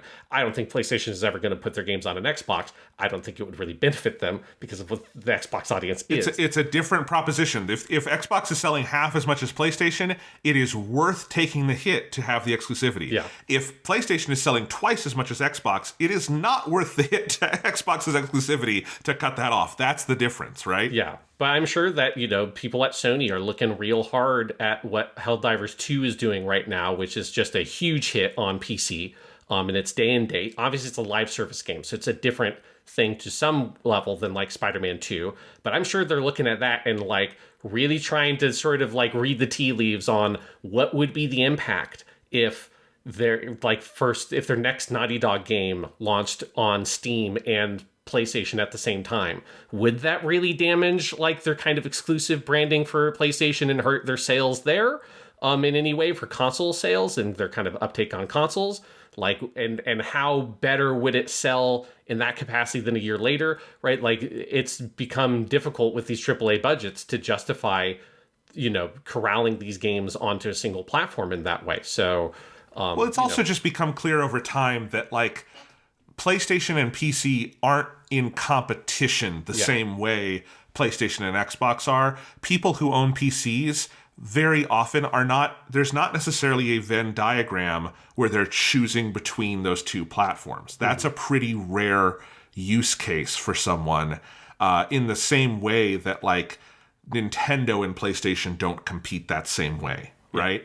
And then Nintendo and Xbox don't compete that same way. I mean, Xbox has been putting stuff on Nintendo forever also, because, or smaller games at least, you know, Cuphead a decade ago, and several others. Yeah, Ori. Because they're just, people aren't necessarily choosing at Best Buy between the Switch and the Xbox. It's a different kind of competition. Yeah, but they 100% are choosing between a PS5 and an Xbox Series X. Like, those are so similar. They're priced in a similar range.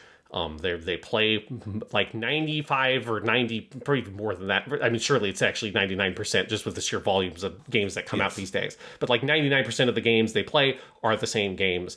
There's no meaningful technical difference between those. Like, we are far enough in the generation to see that the like technical jump the Xbox Series X has on paper has not produced any meaningful results in terms of games running better there, and sometimes games run worse there just because it's not the target platform and the PS5 took priority, not because it's a stronger like hardware platform. It just has a bigger audience, so people are going to prioritize that version above the Xbox version, which happens sometimes.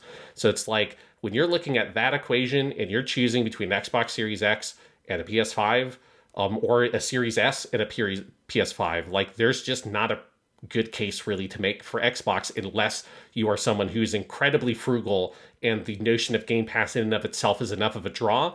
But I've always kind of thought that that a subscription service existing on a platform is not a particularly strong reason to spend $500 buying that platform. Like, that's just not why someone's going to buy a piece of hardware. That's too much money to consider, oh, well, there's this subscription service here. In the long run, I might actually save money, but I also then have to not want to play the games that aren't going to be on that subscription service for me to actually save money that way. It's just like, that's way too complicated a financial proposition for the average person to want to fucking care. They're going to look at Spider-Man's on the box. I'm going to get that PlayStation because all these other reasons as well. Also, subscription services are in a little bit of a crisis moment right now. Yes. People are having a growing awareness of the limitations of them, of the costs of them. There's a lot of, like, part of why Netflix is in a stronger position now than it was a couple of years ago is, I think, just purely because of people starting to bloodlet and consider which ones are most essential to them. And Netflix often comes out on top for that. One thing you'll notice in Netflix's strategy is that it is not locked to a particular platform, which is why they can have 200 million subscribers, because you don't have to buy Netbox to use it. You know, there are considerations here. Yeah, that reminds me of, like, one of, like, the weirder parts of that business update was when Phil Spencer, this is like an example, like kind of the double talk of where there's one part where he says, you know, like, people really put all this emphasis on Game Pass, but really it's like 10 to 15% of our revenue. And I hear that, I'm like, but it's all you ever talk about is Game Pass. Like, I mean, sure, I believe that because Game Pass the Game Pass is not a failure if you have reasonable expectations for the service. But if your expectations are 100 million subscribers by 2030, it is a big fucking failure relative to that crazy expectation. And it's like, you can sort of, you know, spin it here as being like, oh, but it's only 10 to 15% of our revenue. It's like, you know, Sony's, you know, they're like, everybody's subscription service has basically stalled at this point. Like, that's been news for like basically 2 years at this point. One of the only reasons Xbox's base has grown is just because they changed what Xbox Live Gold was called to start calling it Game Pass Core, and so those people just got sort of grandfathered into Game Pass. But it's like everybody's numbers have basically flatlined, or some have like regressed to a certain point depending on what part of the year you're at. So now everyone's gouging out the existing subscriber base that they have. Well, that's fine for Sony because they're not putting their whole weight on PS Plus. It's like a nice chunk of the pie, and they're happy to have it, and they're going to do their best with it, but they don't come out every single thing and say PS Plus, PS Plus, PS Plus, PS Plus. It's not, it doesn't happen. It's not, they're like part of their fucking logo. It's not in every single trailer they do. It's not in every interview they give, and it's never has been that. Like, that's not where they put their fucking eggs. That's not the basket they put all of their eggs in. Microsoft, when was the last time you saw anything from Xbox that didn't push Game Pass? I mean, it's been since the inception of the service. Every single time they come out, it's just Game Pass up and down the fucking street. And then he stands here, it's like, but, you know, people overestimate how important it is. It's only like 10% of our revenue. It's like, well, why do people overestimate it? Because you won't shut the fuck up about it. This is, and honestly, this might be the biggest point of the whole future of this business might be off from what we're thinking, is that I do think when you put it in those terms, that 34 million number is not impressive. Like, it is just with the amount of effort they put in. I think if you then tell someone, But PlayStation has 48 million PS Plus subscribers, right? They have like 14 million more than Sony does, and they don't talk about it every day. And people will, people will say like, but there are more PlayStations and blah, blah, blah. I'm like, this is true. But also, now that Xbox Live Gold has become Game Pass, it is an apples to apples comparison. It is the two kind of similar services. And Sony can get that without talking about it every day and putting in the amount of marketing money they put into it, and without the entire gaming press having to talk about it all the time. Nintendo can get higher numbers on something they barely ever even fucking use. Nintendo Switch Online. Once in a while they get a new Game Boy Advance game in there. It's very nice, but it's not a very active service. Yeah, but Tears of the Kingdom didn't come out on Nintendo Switch Online for free day one. Spider-Man 2 didn't release on PS Plus at no additional cost on day one. It's like the amount of weight and energy Xbox puts into Game Pass, it's their whole fucking portfolio. And for them to be lowest in subscriber count, and for that to also be like, apparently, according to Phil Spencer, not a negligible, but a relatively minor part of their overall revenue stream. It's like, well, that's fucking... Shouldn't that be sending up alarm bells? If that's all it is, why is it the only thing you ever talk about? It also, I'm sorry, if it's only making 10 to 15% of your revenue and you're launching games as expensive as Starfield exclusively on it, that's not sustainable. That is just not sustainable. As we have learned from the movie streamers having to cut their budgets back because now people care about profitability, and they were spending insane amounts on things no one was watching, where they weren't making new revenue, they were making consistent subscriber revenue, which is a different kind of thing. Yeah. And then you saying that reminded me of one other thing I wanted to make sure I brought up here, which this is the thing that annoyed me the most. Because this, again, what Phil Spencer said here was mostly fine, and it was a very nothing kind of event. But one thing that was a shut the fuck up moment was him talking about the need for, we have to shift Xbox to a sustainable business model. And he briefly addressed the fact that they laid off 1,900 people. And because he talked about it in the context of growth has slowed down, which it has. And then it's and so we've got to, we have to, have work on building a sustainable business model. And it's I can't, what the fuck have you been doing if you weren't building a sustainable business? Were you just out here getting drunk and going, woo, yeah, Xbox, yeah, fuck it?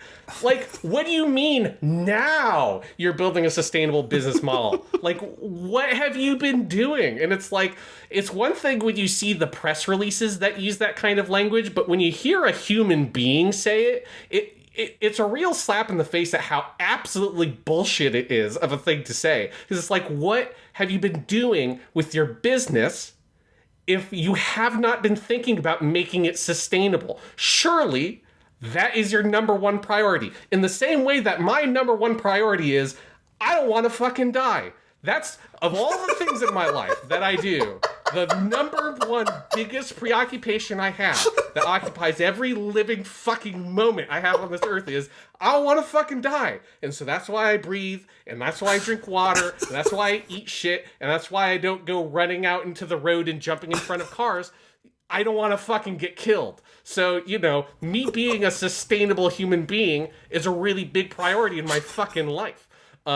But for you, apparently, being a sustainable business isn't a priority. Because, of course, it is a sustainable enough business for Phil Spencer. Because Phil Spencer is not one of the 1,900 people that lost their fucking livelihood. Phil Spencer gets to go home and have his fucking millions of fucking dollars and all that shit. So it's you can take the sustainable business fucking lingo and shove it up your goddamn ass.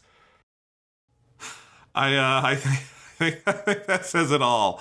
All right. And I co-sign everything Sean just said. I don't want to die either. All right. One last bit of news here, Sean. There's been a lot of wrangling in reporting over when the next Nintendo console is launching. Yes. And the latest word, I just think this is kind of interesting because also people have been using the word delay a lot, which is not a word you should use about something that has not been formally announced. But anyway, Nintendo has reportedly, I'm going to use the word adjusted, plans to release their next console from what was expected to be a fall 2024 release to an early 2025, still within fiscal year 2024. So that would mean by March, probably in a very similar window to the original Switch in 2017. which I'll be honest makes more sense to me. I think I mean, the Switch did well there, if people remember, and then it also, I think it sets them up for a better fall because there will be stock when it comes to, you know, Black Friday and stuff. Kind of makes sense, but yeah, that is the adjustment, and that feels like that's probably what we're going to see. I don't know. What do you think, Sean? Yeah, I mean, I think that the reporting makes it pretty clear that is certainly like, unless something insane happens, that is the earliest you can expect the Switch is probably March, maybe late February, but that would feel weird. Nothing comes out in late February. That just doesn't happen. So yeah, and yeah, like it's delay is, you're right, like the wrong word. I believe like the reporting that like they have adjusted their eternal like projections or whatever. Obviously, it's not a delay in the sense that they didn't announce the Switch and then Switch 2 and then say now it's coming out here. But I do believe them when they say that originally they were planning on it coming out sometime fall 2024, and now they are moving that to March 2025. The reasoning that most of the insiders give is that they want to make sure that their like software lineup is ready and that like there's a title or multiple titles, who knows, that they like. It seems like it is a software delay internally, effectively. That has then meant like, well, then let's push the Switch to launch back to match that. That's what sort of like the buzz is. Yes, and I think that makes sense. I honestly, like, Nintendo plays by different rules all over the place, and I think Nintendo launching in the spring, late winter, makes more sense for Nintendo than launching around Thanksgiving, which is what Sony and Microsoft do. I just, it's a kind of different game. I think that makes sense. The question is then, what do they position as their big fall, big ticket item on the Switch? And I have an answer for you. I'm going to predict it right now, and I'm like 99% sure I'm right. It's going to be the next Pokemon remake, because we're due for the Black and White remake. I think that'll be it. And you might be thinking to yourself, is that really big enough to launch the fall? Guys, here's some numbers for you. The Pokemon Red and Blue remakes on Switch, Let's Go Pikachu and Eevee, sold 15.07 million copies, and the Brilliant Diamond Shining Pearl sold 15.06 million. They're very consistent. That is a big fall launch. That's a lot of people would be happy to have. Those are the 12th and 13th highest selling Nintendo Switch games. So that is my guess on what their big fall title is, and then they will hold some big, like, probably, I would guess Mario is going to be the launch guy for this one, because we just had a Zelda. We're due for another big 3D Mario. I'm guessing that's what the Switch is going to be launching with. The big question mark in all of this is where Metroid Prime 4 winds up, because that's the other possibility. Metroid Prime 4 could be the finale to the original Switch, or it could be the debut of the Switch 2, or it could do the Twilight Princess, Tears of Breath of the Wild thing and be both. We'll see. Yes. Yeah, I would not be surprised if it was the thing that bridged consoles, but they've got to have something other than Metroid Prime 4. Like, I see a lot of people online like be like, oh, well, Metroid Prime 4, that could just be the thing. And like, no, because Metroid, you know, hey, those Metroid Prime games, great games, incredibly beloved, but they do not sell on that scale. Like, it's not the sort of primo franchise or IP for Nintendo. It's got to be a Mario or a Zelda. They just did a Zelda. It's been a while, you know, they had their Bowser's Fury thing, but that's, you know, a smaller scale add-on to, you know, a re-release of an older Mario game. Obviously, they had Super Mario Brothers Wonder, but that's a different team. So it's like, surely they are lined up to have their next 3D Mario. If they are ever making another Mario Kart and not doing, we're just putting out the Switch Mario Kart, we're just putting out the Wii U Mario Kart again. Who knows? But that could be also, you know, they have on average one Mario Kart per platform. So I don't know if that's a launch game, but I would expect there to be a Mario Kart whatever. I don't know just what the titles are. Putting a number on this, by the way, guys, the highest selling Metroid game is the Switch one. It is Metroid Dread at 3.07 million copies. It is the 49th best-selling Nintendo Switch game. That's good. That's a good number for Metroid. Nintendo's probably happy they put it out, but like, it's not a system seller in that way. Metroid Prime 4, I think, is something you want either as a support for your fall lineup or a support for your system launch. And I think it could go in either slot. I think it could be this fall supporting a big Pokemon game that'll be more of a 4-quadrant thing, or it could be, you know, if the Switch 2 is launching with a new 3D Mario and Metroid Prime 4, there will be hype up the fucking wazoo for that thing. You know, so we'll see. And it'll bring in core gamers, obviously. But yes, yeah. But I think you're right. I think that it will be. I mean, there's definitely going to be that Pokemon remake is going to come out this year. Presumably, it'll come out like September or October. And it's like, it's not the sexiest thing in the world, and that's why it gets like, the people who are really want like, I need the Metroid Prime 4.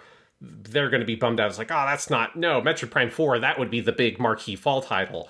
And that might be for your personal desire to play the game. But in terms of sale expectations, they exist in very different worlds.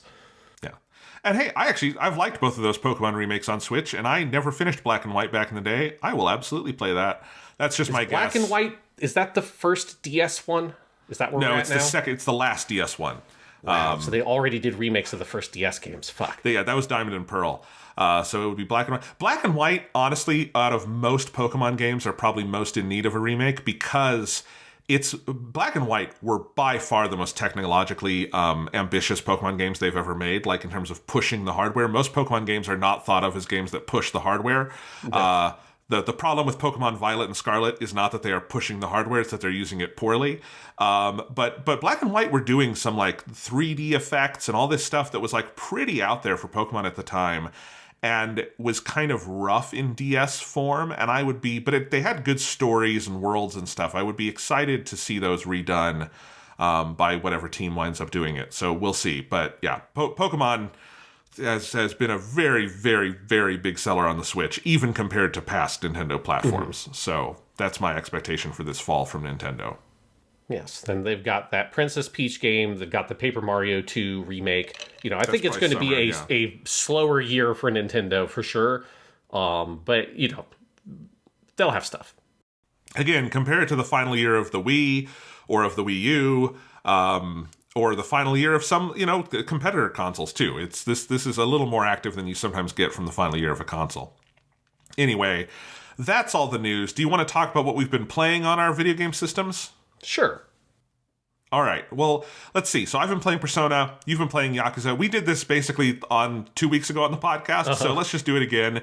I don't know if I have a ton to add, although, you know what? Maybe I do. I think when we did this last, Sean, it was 2 weeks ago, and I think I don't think I sounded down on Persona 3 Reload, but I probably sounded slightly mixed, and I don't feel that way anymore. I think it's great. I've been having a ton of fun with it. I think there was a little bit of a hump to get over for me with, like, the music is different. There's little changes everywhere. Just some things of this is a game I know very well and love very much. And then I think once I got fully into the swing of the game, I've been having a ton of fun with it. I've been going through it pretty fast. I'm about 30 hours in. I've gotten past I'm in summer vacation now, if you know Persona 3. So I'm in that stretch of the game. I've gotten Aegis. I've done some dungeon crawling with Aegis, and that's been fun to see. And it's a great remake. They've done it is not a transformative remake in the way of like a Resident Evil 4 is, where you effectively consider them different games, but it is it's faithful while being, I think, a solid improvement, or at least a nice, cool alternative version in a lot of different ways. Like, what really started to get me on board was seeing all the things they've done in terms of, I think, building in more scenarios for you to get to know your party members and have them be presences in the world.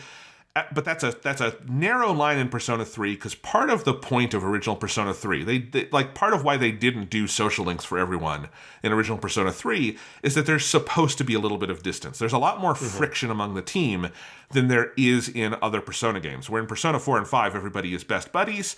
In Persona 3, Yukari and Mitsuru are kind of at odds for a lot of the game, and there's things like that, where Junpei is very jealous and going off on his own. And I think they found a way to straddle that line, where it's stuff that feels like it would be happening anyway that you just didn't see before. So, for instance, on the nights before exams now, you can do study sessions with the other kids in the dorm, and they're all just at the kitchen table, and you get some good academic stat boosts from that. But it is also a fully voiced scene where everyone is hanging out and talking about studying, which feels like the kind of things these characters would be doing living in a dorm together as there are exams. But then they also leverage that in good ways, where the second round of exams happen around the time you learn about Mitsuru's and her family's kind of secret past with Tartarus, and so Yukari isn't coming to those, or there's things like that going on. And then there's some little events with the guys that weren't there before, like one with Junpei where he takes you to the arcade, and that's after the event on the train where you hear Deep Breath, the kind of first full moon event. And it's kind of him being a little apologetic because he was an ass in that part of the story, and it feels very natural. And so I think they've done a really good job at finding places to flesh out the main cast and just, the Japanese voice cast of Persona 3 is so ludicrously stacked. It's just fun to hear them do more things. And so there's all of that. And so the world just feels alive in that way, especially when you combine that with the fully voiced social links, which is really magic. I mean, the social links in Persona 3, I've always loved. They're kind of, it's so cool because of the voice acting and some of the new graphics and all of that. It really feels like I'm experiencing these social links for the first time again. And there's definitely ones that I didn't think much of before that I came away thinking, damn, that's a great social link. Like Emperor, which is the student council president one. I always thought felt a little thin in the original, and I think with just the little nips and tucks they've made, and with the new voice acting and everything, it's a pretty darn good one, especially because you get to hear a voice actor go through the transformation of that character, which is pretty pronounced over the course of that social link. And so all of that, I think, is extremely welcome. I think the game looks great for a Persona game. If you're judging it next to Final Fantasy VII Rebirth or something, that's not what Atlas games look like. But it looks very good for a Persona game, and the whole world feels very nice and alive and is a really good recreation of that original game. So it's nice to be, very present in the world with all of that. Some of the new music they've added is extraordinary. I don't know if you've heard yet the nighttime song they've added, Sean, that is a Lotus Juice track. That is just, it's what if Lotus Juice did a Persona 5 song. That's what that sounds like, and it's fantastic. The bass in that song is very good, and it's great. So like all that side of the game is splendid. And when you get to big moments like I did the thing where you go to the beach in summer. This is where you meet Igus. But before you meet Igus, you have the whole event, of course, where the boys are going around the beach trying to get dates, or they're trying to hit on women. They do that scene very well. And the part of that scene that was weird and transphobic, they found a very funny way to rewrite that into something not offensive. Yes, the things like that. So, they nail all the big moments you want them to nail. All of that's great. And then over on the Tartarus side of things, I think Tartarus in this game is really interesting because there are no changes to it I would call like massive, fundamental, game-changing. Like they haven't done, Tartarus is now like a Persona 5 dungeon where you have a lot of platforming and puzzles or something. They haven't done that. But what they have done is a lot of fairly minor, modest additions and tweaks that make this version of Tartarus feel very full-throated in a way I will say particularly the Persona 3 portable version did not. And it makes it feel distinct from the original Persona 3 and FES versions, where I wouldn't necessarily call this better than that original Persona 3 thing, because I think it is doing something specific and being kind of a war of attrition kind of dungeon loop thing in the original Persona 3. Persona 3 Portable ripped the attrition side out of it and just made it like weirdly easy and made Tartarus very tedious, I think, because of that. This feels like they actually went into Tartarus and said, okay, if we're not doing the exact sort of attrition-based thing and the AI-based thing where you're fighting with CPU teammates that original Persona 3 did, what are things we can do to take the basics of Tartarus and make it more engaging? And they've just done a bunch of it. So, the basic combat system has brought in a bunch of stuff from Persona 5, like the baton pass, which is called something else, like the showtime moves, which is called theurgy in this one. It's a Greek word, theurgy. I don't know how you pronounce it. But anyway, so they've brought some of those things in, and that makes the battles very fun. And the battle animations and everything are also just the best Persona has ever had. It looks fantastic. And so you've got all of that. But then in terms of the actual dungeon crawling, graphically, they've made Tartarus much more varied and interesting than it was before. They've added a bunch of little things that sort of make the overall process of going through the procedurally generated dungeons more fun in terms of where treasure chests are, what rewards you get, how shuffle time works, which is basically an expanded version of what Persona 4 Golden did with shuffle time, but adding in some new sort of overarching rewards that last throughout the night that you spend in Tartarus, which encourage you to try to keep going as long as you can, pulling back on some of the things Persona 3 Portable added that made it too easy to spend too much time in Tartarus, so you can actually have to think about your SP again and some of that stuff. And then also, I'm playing on hard mode. There's 4 difficulties. hard is the second highest. And it's a like decent challenge. They've really rebalanced it from what certainly Portable did to give, I think, a closer approximation of the original difficulty of Persona 3 within all of the new systems they've added.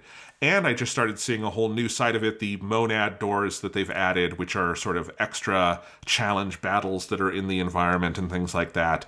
And it's just a lot of little, again, minor, modest additions that add up to a very fun, engaging version of Tartarus that I think is the overall best version of the procedurally generated dungeon crawler version of the Persona dungeon. We had Tartarus, we had the Persona 4 dungeons, we have Persona 5 with Mementos. I think this is a really good evolution of all of those up to what you have in Persona 3 Reload. So the two sides of the game are very well represented. And overall, I'm loving it. Like, I definitely, this is the version of Persona 3 I would recommend to someone who hasn't played it before. There are things I still very much value about Fess and some of the, original music there, or some of how they originally present things. But it is a PS2 game that is, you would have to emulate or find a PlayStation 3 that can still connect to the internet, or, what have you, or a PlayStation 2 with a disc, right? And this is just it's a PS5 game, it's a PC game, it's an Xbox game. You can go play it. It does no disservice, I think, to Persona 3, and it does a lot of service to what makes it great. And, I'm getting up to, some of the big narrative stuff is going to start happening, and I'm getting more and more excited to see how they interpret these different points, because it is just it's a very, very good remake on all of those levels, and I've been enjoying the hell out of it. Awesome. Yes, I'm very excited I to eventually get to play it once in like a month or whatever when I finish Yakuza, because I watched some of Tanaka Die, who's the voice actress who plays Mitsuru. She did a couple of live streams of the game, and I tuned into one of those and watched a little bit of it. And it's like, this game looks very fucking good. No surprises there, but yes, it looks awesome. They've also Persona 5-ified the UI, but in a way that I think feels appropriate for Persona 3. Like, the menus have that, like, super active, the UI is all illustrated and animated and it's on different angles, but it all feels, I think, appropriate for what Persona 3 is, instead of just making it look like Persona 5, which I think would be a mistake.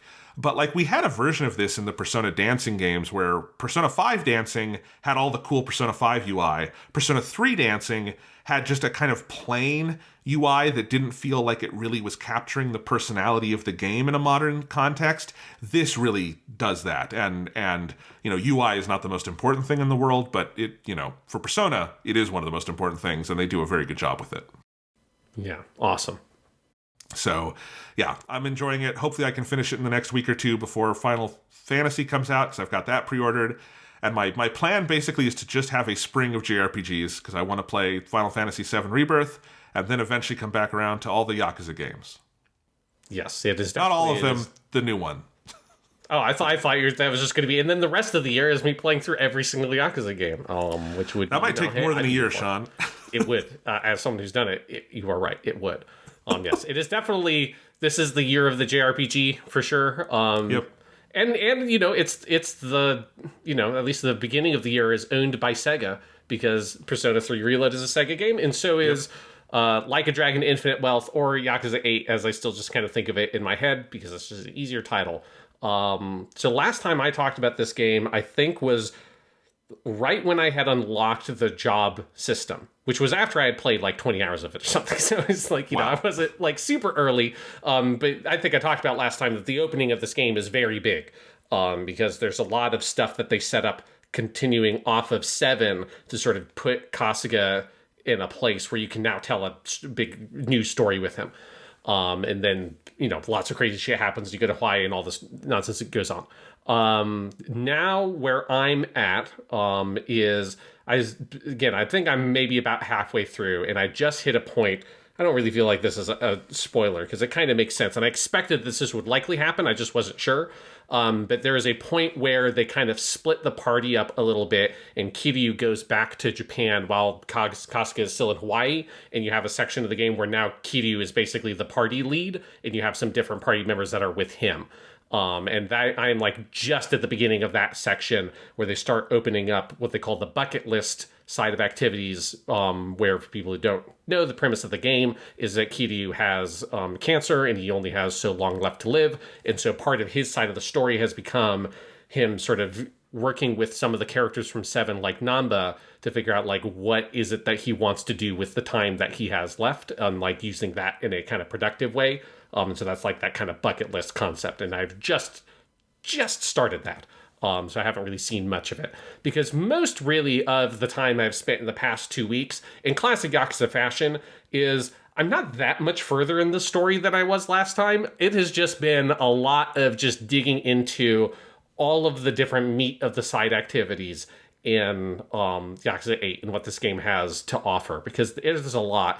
I mean, there's just the sort of fundamentals of the gameplay that are extremely fun. So, you know, it's got that same general kind of progression style as 7, but I think it's just so addictive, this being able to switch your party members' jobs up and level up the jobs independently, and then you can bring over skills from the other jobs that character has learned.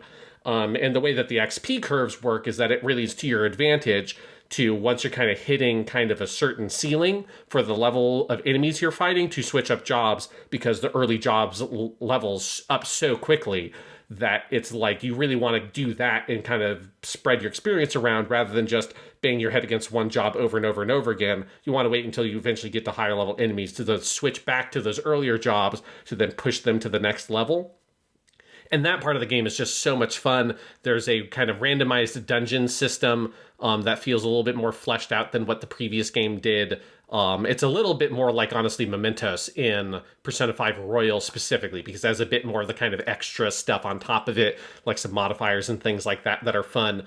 But also, all the new jobs are so cool, because in the previous game, they had the incredibly funny thing of making the jobs literal jobs. So they were like, you're a cook, or you're like a club host and stuff like that. And, you know, that was very funny. This time around, the whole job system is framed through this travel guide or tour guide company in Hawaii called Alo Happy, like Aloha and Happy. And they basically sort of take you to different events, and you get this like cutscene that plays that is a play off of a thing that happened in like Yakuza 3, 4, 5, where you could encounter these sort of events in the open world where you saw this sort of ridiculous scenario play out, and then your character had like this revelation of aha. And in those games, it was you got a new move. In this game, it's, oh, this is a job I could do. And they're all kind of like Hawaii or America themed, or like kind of like they're a little bit goofier. So like one that's very funny is the cutscene is like Kasuga and all the people are near a beach, and then Kasuga sees this kid standing underneath a coconut tree having a coconut, and then one of the coconuts starts to fall, and so Kasuga runs over, and there's like this crowd, and he jukes through this crowd, does all these moves, and jumps up and grabs the coconut, and then he has this revelation in his head of like, wait a minute. And it's like American football. And then there's one of the jobs is you can be an American football player, and it's like a tanky kind of class. And there's just a lot of like a goofy shit like that, where the cutscenes are incredibly funny. The variety of jobs are very, very good. All the moves are cool. And they just like, they're much better at communicating and building out like a wider variety of moves than the previous game, where it feels like you're not just looking at, oh, this is just a light, medium, heavy version of the same thing, and the only thing that differentiates it is the element of the attack. There are a wider variety of like, this does a kind of area of effect, this hits in like a line, this does a fan, this does like a circle. There are like grapple type moves that break enemy guards. So there's a wider variety of different kinds of moves and skills the classes have that make it more fun to switch around and try to build the perfect set. Where it's like, oh, I want like, make sure I have a grapple move on this character, but I also want something that hits in a line like this, and you kind of min-max your classes that way. And so that is incredibly fun, and just playing through the randomized dungeon. I spent a lot of time messing around with that, leveling up your gear. There's the crafting system like the previous game, where you go get weapons and you can upgrade them to a modified version and stuff. And then you have so much other stuff, because then you have the side stories in this game, which are a hoot. They're all similar style to what you expect from the Yakuza franchise, but there's some delightful ones like there's a whole big one where you've brought Nancy, the crawfish from the previous game. Kasuga brought her along with him from Hawaii. So I'm Nancy's excited. There, and Nancy makes a little friend with a hermit crab, and there's a whole story about Nancy and the hermit crab, and that's incredibly fun. There is maybe the most ridiculous side story I've ever seen in a Yakuza game, and that's fucking saying something, that involves the return of Gondawara Kumicho, who is the Yakuza boss from 2. He also is in 7, who's the Yakuza boss who has a baby fetish, and he like goes to like a sex shop in a diaper and all that shit. If you played 7, you maybe remember this character. He turns up in Hawaii also. And the side quest that uses him, I'm not going to say what it is, but it is the weirdest fucking thing that has ever happened to the Yakuza game, and it's fucking nuts. And there's just a lot of like totally bonkers shit like that. They find lots of ways to bring back some of the stuff from the previous game that's very fun, but with like a new Hawaiian twist. So there's like the vocational school from the previous game where you would take quizzes to upgrade Kasuga's like personality meters. Like that has a Hawaiian branch, and they kind of pick up some of the little side characters from that whole sub story that was in the previous game is here as well. This is a lot of fun stuff like that. Where there's a good balance of a lot of very goofy ones. There are also some that touch on slightly heavier themes that hit the kind of American side of things, discussing like gun stuff or like prostitution and certain things that are kind of like cultural differences, and they kind of take advantage of that Hawaiian setting, and all that stuff is very fun.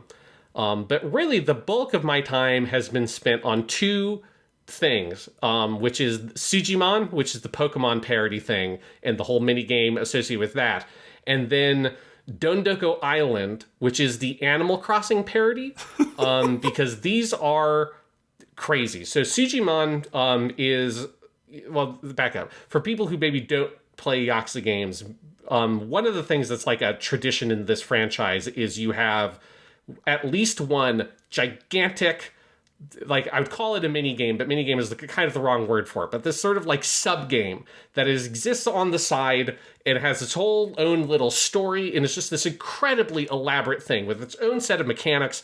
In Yakuza 7, the main one was the business management sim, and there's this whole business management sim of you running this fucking like senbei company in Japan, Ichiban Senbei, and all this crazy shit.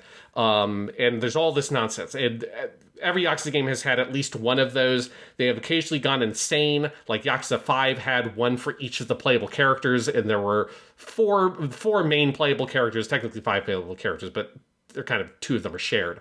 And then Lost Judgment also just went nuts with this, where it was like there was one big one that separated out into different clubs at the school that Yagami's investigating in that game. But anyway, it's just like a long tradition of doing this.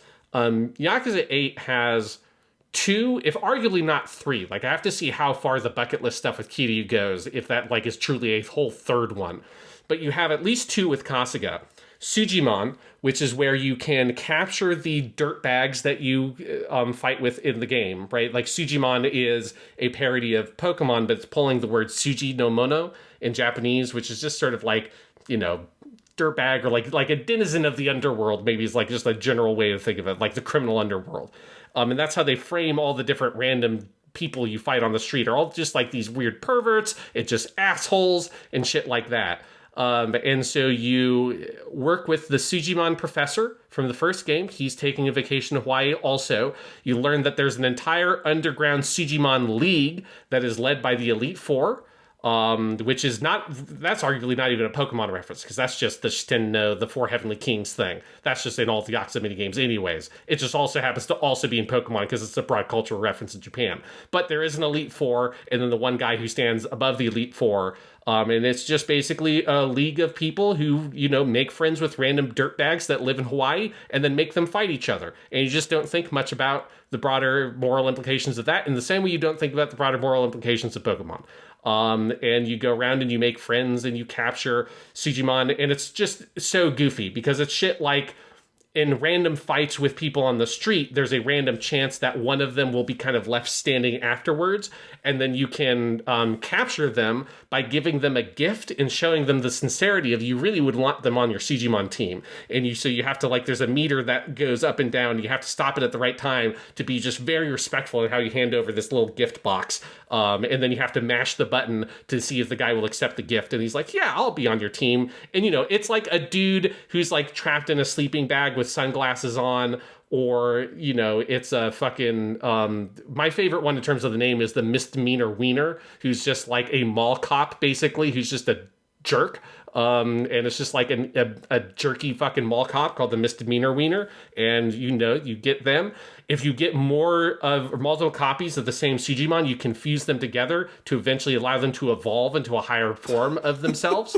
And so there's all that. There's an entire gacha mechanic in the game, which is probably the funniest part, because you go up to a literal gacha machine, which is fucking great. Like, you actually walk up to the little coin thing with the balls in it. And that's the thing they use.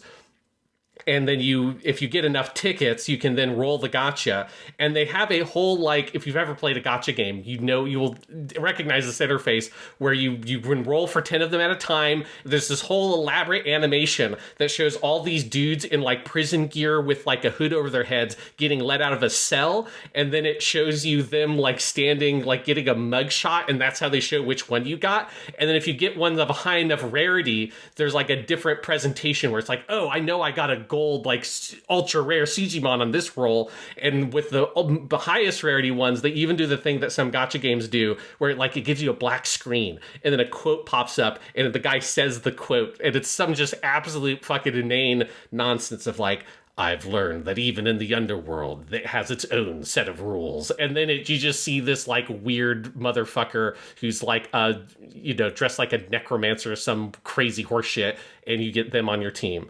So, you get these Sujimon, you battle other Sujimon trainers, level up your Sujimon, you have to become friends with them, and, get your bonds with the Sujimon and challenge the Sujimon League. And it's a whole big, elaborate, like, own mechanics. Just to be clear, like, this is not... You're not using, like, the normal turn-based mechanics or anything. You have, like, this 3-lane system where all the Sujimon have their own powers, and there's, like, elemental matchups and all this fucking crazy shit. And it's its own whole video game just in here. And that's the Sujimon stuff. And I was like, this is super fun. It's crazy. It's wacky. It's very addictive to level up your team and try to make the perfect match of Sujimon and fuse them together and evolve them and all that kind of stuff. And then I hit Dondoko Island, which is the Animal Crossing parody. So Dondoko Island is where you get taken to a random resort island that has been fallen on hard times because there's a group of, like, pirates, I don't know how else to describe them, that have just been dumping fucking trash on this island for years, and so the resort has fallen into disrepair, but there are the people left behind on the island, including these two just very ugly mascots, which are great and ridiculous, and they want to bring the resort back to its glory days, and Casa gets roped into doing that. And that's where you just have this whole Animal Crossing game that just exists off on the side, where you can go there whenever you want. It's basically Animal Crossing, but without the sort of real-time system. So there's, like, a day system, but it just takes place with, like, an in-game clock that is way faster than a real in-world day. Like, an in-game day is maybe about, like, 15 to 20 minutes or something. And you go around, you collect resources, you go get fish, you capture bugs. And it's like the most recent Animal Crossing game because it's got all the DIY stuff. So you like build houses and build little, like, trinkets and stuff like that, and you decorate your island. Eventually you get it up to a high enough level that you start getting guests. So then guests come to your island, and then you have to build up, like, facilities and stuff to make the guests like it, all while you're trying to expand the island by opening up new sectors where the pirate people are going and they're dumping trash on your island. So you have to go clear out the new sectors, take out the trash by hitting it with your baseball bat, because obviously that's how you clean up trash, is just smack it with a bat. That's how the world works. And you just kind of go through these cycles of collecting your daily resources, going and chatting with all the guests and giving them a gift, going and clearing out the new area you're working on, going and then building your new set of stuff with the new resources you've got. So it's like, now I'm going to build like a new karaoke building. And it's fantastic because the aesthetic is all like you're building some, like, rundown little neighborhood in, like, Tokyo, where all the buildings were built in, like, 1965 and they haven't been upkept particularly well. And so it's because they're all, like, look like Kamurocho assets from the game. So they're, like, all these, like, old Japanese buildings. They're just plopping down on this fucking island and all this ridiculous shit. And it just is such an insanely deep and involved game. It easily could be sold as a $40 standalone title. Like, it just... it's so easy to get sucked away into it. And then it's also a good way to make money. So it like feeds back in of you can make money and then bring some of that money back into your normal game. And so there's kind of like a, every once in a while you're really incentivized to kind of split your time and then go over there, spend a few hours in Dondoko Island, level it up a bit, go back to your normal game, use the money you had to buy new weapons and stuff and level up your characters a little bit, and then eventually you hear the call of Dondoko Island calling again. It's like, well, I'm going to go spend 5 more hours running around and catching bugs and leveling up my baseball bat and doing all this fucking crazy shit. And I just spent hours and hours and hours, and it is incredibly fun. Just the building your dumb little fucking like Kamurocho style pleasure district and designing. It's like, I want my ramen stand here and I'm going to put this little statue of a cow that I don't know why I have it, but I'm going to put it right here. And occasionally guests will come by and they'll be like, that's a nice statue of a cow. And then they'll go spend money at your little stores that you have set up there. Or they'll go play mahjong at the mahjong tables that you can put around. And it's just the vibes of it are exquisite. Like, I love the idea of Animal Crossing, but for like middle-aged Japanese dudes, which is exactly like the resort you're building, and it's the fucking best. And the other thing is, like, everything feeds into this. Because the most insane part was when I got to the part where you unlock the Dondoko farm, which is a whole separate island that has a farm that like can get you materials and stuff. And when you get there, you can put your Sujimon to work in the farm. So it's like, I thought it was 2 separate minigames, but it's not, because they feed into each other. So it's like, really, you can use your Sujimon to go to the farm and use them at the farm, but also the farm is where you can level up your Sujimon. That's also where you have the funniest thing in the game, which is where, like the modern Pokemon games, you can go up to your Sujimon that are training in the farm and you can give them some encouragement by going up and pressing X, and then it like zooms the camera in so they're like up close front center, and then you could use the fucking touchpad on the PS5 to rub their head to fucking increase their bond with them. So you get this like jacked up, like big muscled, like protein bro who's like, thanks, Kasuga, and all this shit, and it's the fucking best shit in the world. And then you go back out into the main game, and then all the shit you do in the main game, like all the side stories and the weird mini games, like there's a whole fucking crazy taxi mini game I haven't even talked about. Those people that you encounter through those side stories and stuff, when you finish those side stories, you can invite them as guests to go to your fucking resort island. So it's like all of your buddies, they're now coming over here and spending money at your rundown karaoke bar, while you're then going off and then rubbing weird sleeping bag dude on the head to make a fucking bond go up 5 points. And it's the greatest video game anyone has ever made. Sean, I want to play this so bad. I kind of just want to abandon Persona 3. I want to forget about my Final Fantasy 7 pre-order. I just want to play this. This sounds so good. This sounds so amazing. I kind of want to throw everything else aside. It's amazing. Like I've had a long weekend, so I had Friday off. And so I spent all of Friday and Saturday just basically doing the Dondoko farm stuff. It just looks like, oh my God, it's like bottomless. I mean, it's so huge. It's got to be like a 20-hour thing in and of itself, I have to imagine. Like, I don't know what the absolute top looks like once you get to the end of that, but it feels like there's a lot there. But it's so fun. It's incredibly well designed. And honestly, for someone like me who I like the idea of Animal Crossing, but it just does not gel with the way I play games. I can't deal with the daily thing and like the real world calendar. Like, that's just, I can't jive with that. This is like a much more palatable version of that also has like the dumbest fucking aesthetic in the world in a way I can 100% get behind. I much prefer having random like middle-aged Japanese bums come visit my resort island rather than a cute cartoon dog. Like, it's just different strokes for different folks. But this is the Animal Crossing energy I need in my life personally. This sounds so good. I want to just cancel the podcast and all future podcasts and devote my life to playing this game. This sounds so my shit. Oh my gosh. There's just too many fucking games. There's too many games. I decided to play Persona first because it's Persona. I'm glad I'm playing Persona. I love you, Persona. But you don't have all the stuff Sean just described. So I kind of want to. I mean, the reason why I prioritized playing this game was because I've played a Persona 3 before. Yes, I know. Because I kind of have a little bit of the same feeling you have, of where I watched that Tanaka Rie stream and I'm like, oh my god, I really want to play Persona 3 Reload. But then I went to my island in Donduk Resort and captured a gold fucking spider or whatever. I'm like, oh my god, I can sell this for like 2,000 clams. It's like, now my life's even better. So good. That's amazing. Here's a quick question. Are you planning on playing Final Fantasy when it comes out at the end of the month? I will not be done with Yakuza by that point. Okay. So it's like, I really want to play it, but I just realistically speaking, that's not the timing wise. That's not going to work out for me. I'm not sure if it will for me either. I can probably finish Persona 3 by then, or like around then. We'll see. I mean, I'm working on a lot of other stuff right now, so I don't have a ton of time for video games, but I decided to pre-order. The reason I did this, honestly, Sean, is because on PS5, the pre-order of Final Fantasy VII Rebirth just gives you the PS5 version of Final Fantasy VII Remake with all the DLC, and that allowed me to just sell my old PS4 copy, and I made back $60 because I had the collector's edition.